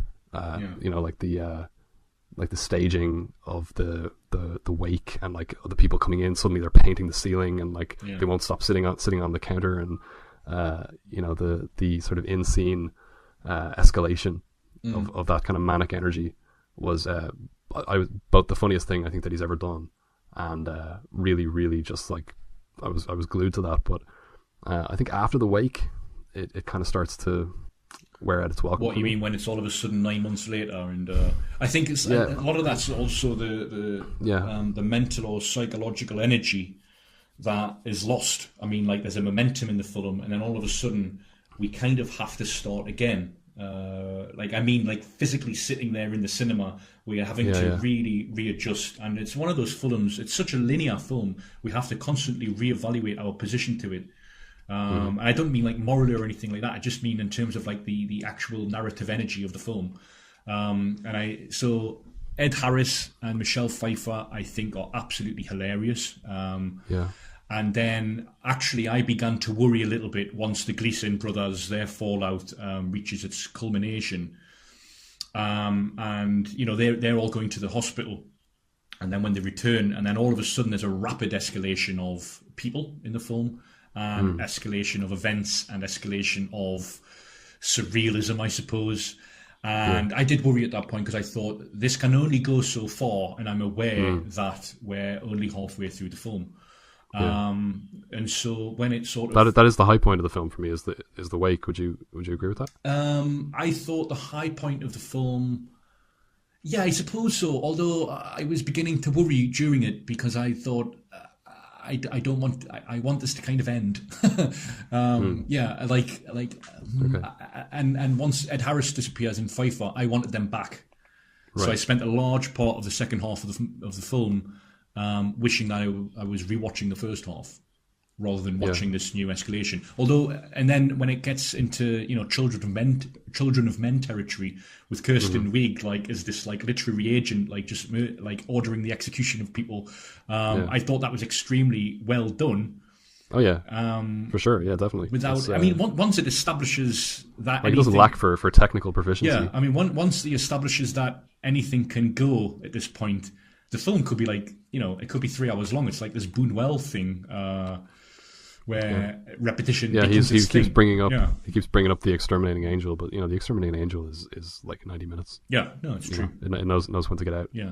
But yeah, I mean, the thing is, like, that all it really has going for it is that it is a dark comedy. You know, the idea. I can totally understand audiences feeling deceived. You know, because it's not tense or scary or foreboding on any level. And again, like I said with Black Swan, the kind of gestures in the direction of like horror filmmaking are a little bit kind of empty and insincere. You know, the scene where after they go to the hospital with I guess Abel,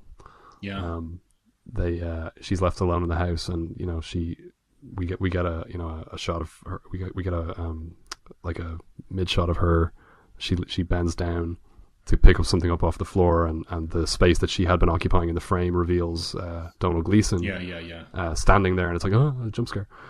Again, which is, you know, he's lifted it out of, and I don't mean that in any like derogatory sense, but you know, that is where it comes from. It comes from mainstream contemporary horror filmmaking, but he's not committing to generating the kind of atmosphere that sort of scare originates from. I don't know. It doesn't work for me.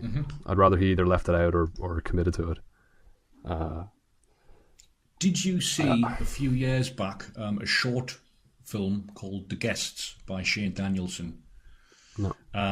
It's a short film that premiered at Cannes in 2015, which centers around a woman whose newborn child is treated by guests at a dinner party as if it isn't hers. Like, they're all entitled to, you know, have a say in this baby's life, and she's very much kind of cast aside. And it's as a short films go, it's very, very taut. It's very, very well made.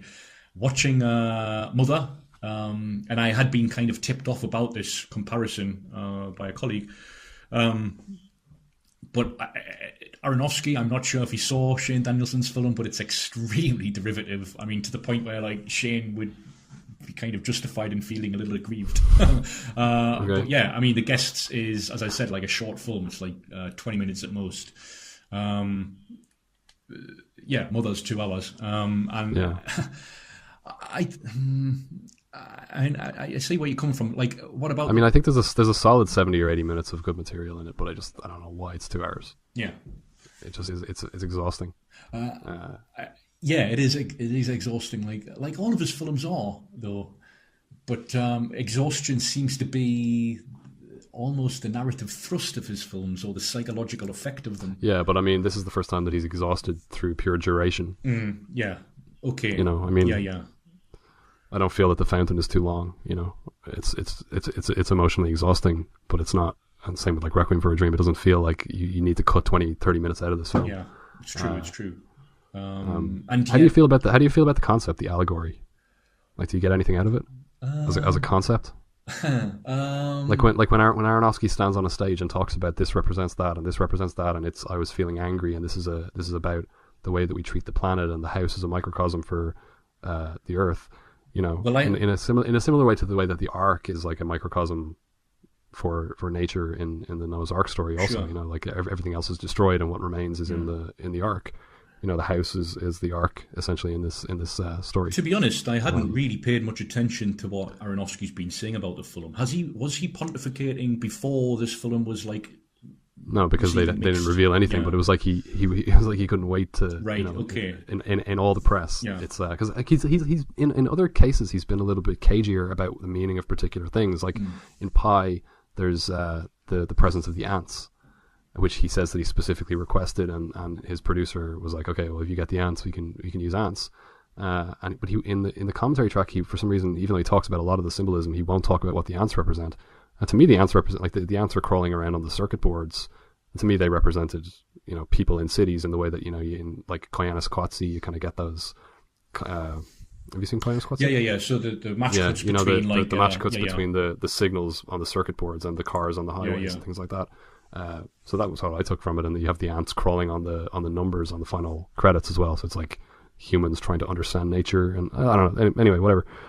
Similar in the Fountain, he won't talk about certain things, what they mean. He want to he leaves that for you to like the way that the three stories interconnect. Yeah. He refused to talk about that for some reason with Mother. But regardless of one's knowledge of what he's been saying about the film, like the symbolism's there, and it's not unambiguous. But isn't that the nature of symbolism in general? Like you get it, and then your appreciation of the film is kind of what it does sensorially or aesthetically with it. So your point is that it doesn't really do anything. Well, it depends on. I mean, it's not just symbolism; it's the structured allegorical commentary, like this kind of interventionist commentary, where there's very little room to follow your own intellectual impulses when you're watching the film. Is just this represents this and this represents this, and it's all so rigidly ordered and structured. And I don't think. I mean, which actually, the idea. Okay. So the idea of having God and Mother Nature living in a house that represents the world. Okay, fine. I mean, I agree with you that it's more like a short film idea. But and he says that it works as a relationship drama as well. I don't think it does. I mean, it does to a point, and then not anymore. Like early on, I would say yeah, okay, fine, but later on, no. But the idea then of like, well, we need something else, and it just seems like he just kind of arbitrarily chose the Bible. I mean, where it's like we'll just go through the Bible, It's like we'll have Adam and Eve show up, and then we'll have Cain and Abel show up, and then we'll have the flood, and then But he sticks to what he knows.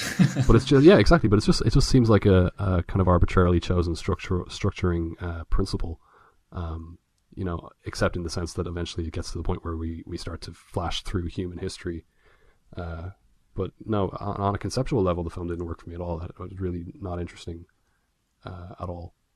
But which is as a kind of as a dark comedy. Yeah, I mean, Javier Bardem when the shit's hitting the fan again in the second half, and I don't want them to leave. I mean, and like even when that horrible, excruciating neck crack of the is the baby's neck cracked? Yeah, they break its neck. Yeah. Even that, like when it happens, I'm like, oh my god, that's like it's darkly funny. What do you make of? Okay, so you weren't fully on board with this film, I think it's fair to say.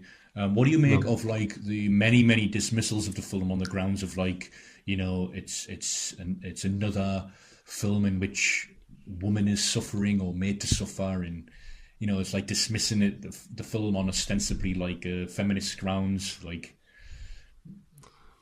I mean, it is about a woman suffering. Yeah.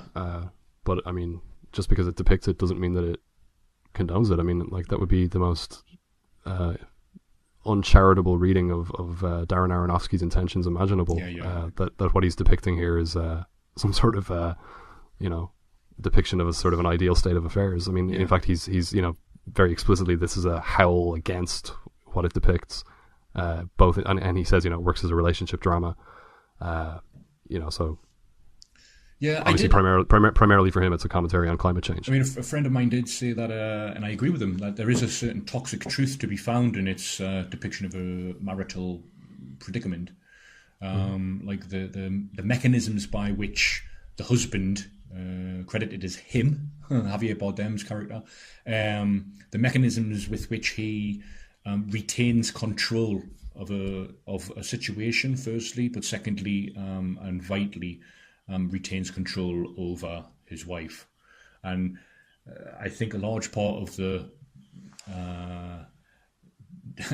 darkly comic thrust of this film is the fact that the whole thing's predicated on a character, regardless of the symbol behind the character, but a character who's a poet, a writer, and the fact that a writer can be that popular and in demand in 2017, I found extremely funny.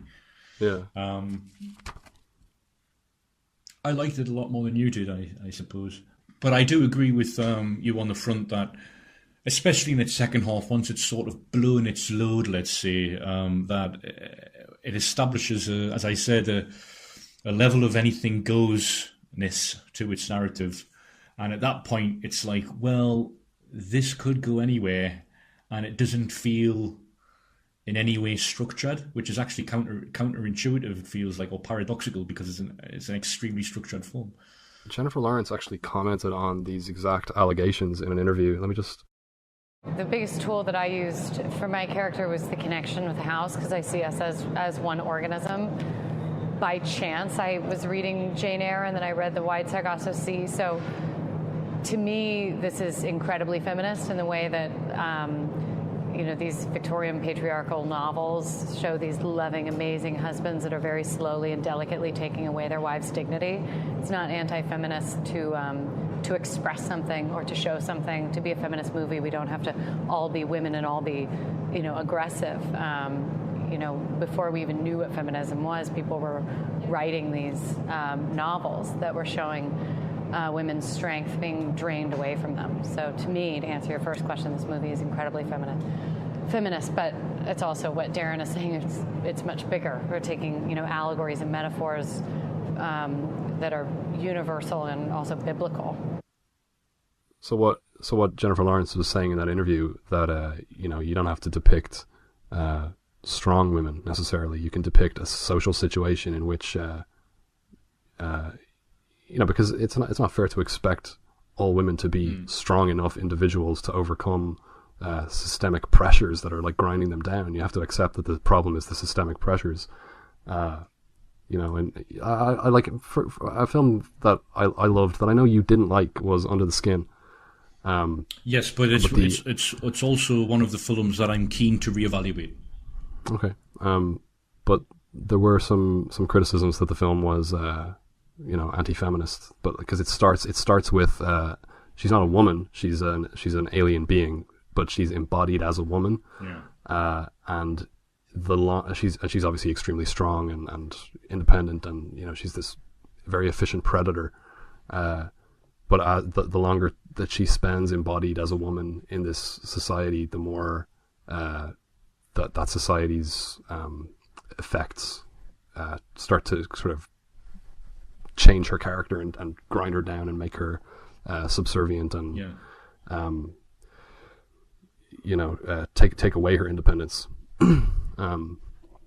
Which you want to look at that and say, okay, well, that must mean Jonathan Glazer thinks that's the way women should be. Yeah. Well, no, that's you just don't have to read it that way. Like what Jennifer Lawrence is saying in that interview about, I totally agree with her about the Victorian novels, which are the same. Yeah, I agree. These are novels that were written by women who were depicting what that society of that period does to women, and you don't have to depict women overcoming it.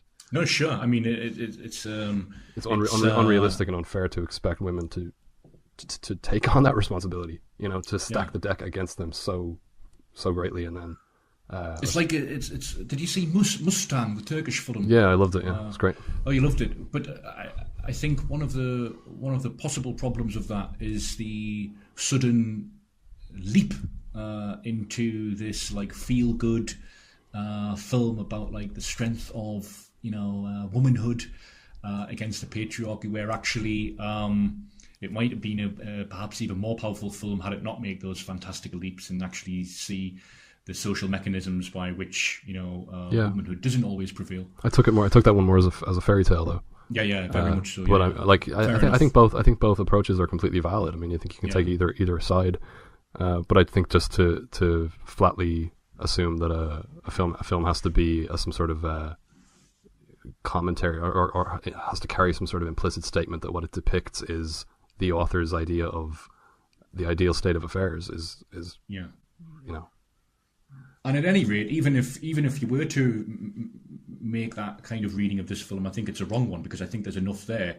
Only a cursory take on this film could amount to as much, because I think there's stuff in there where we're heavily invited to sympathise with Jennifer Lawrence's character. I mean, she's kind of the opposite in this film to Katniss in The Hunger Games, and to a character in Deborah Granik's Winter's Bone, which is a film that I really loved. I don't know if you saw that. Yeah, I saw it. Yeah, I loved it. I think she's a marvelous actress, actually, and is fully capable of embodying both ends of that spectrum very, very, very well. And it's a very, very astute comment for her to have made that, I think, in relation to this film in particular.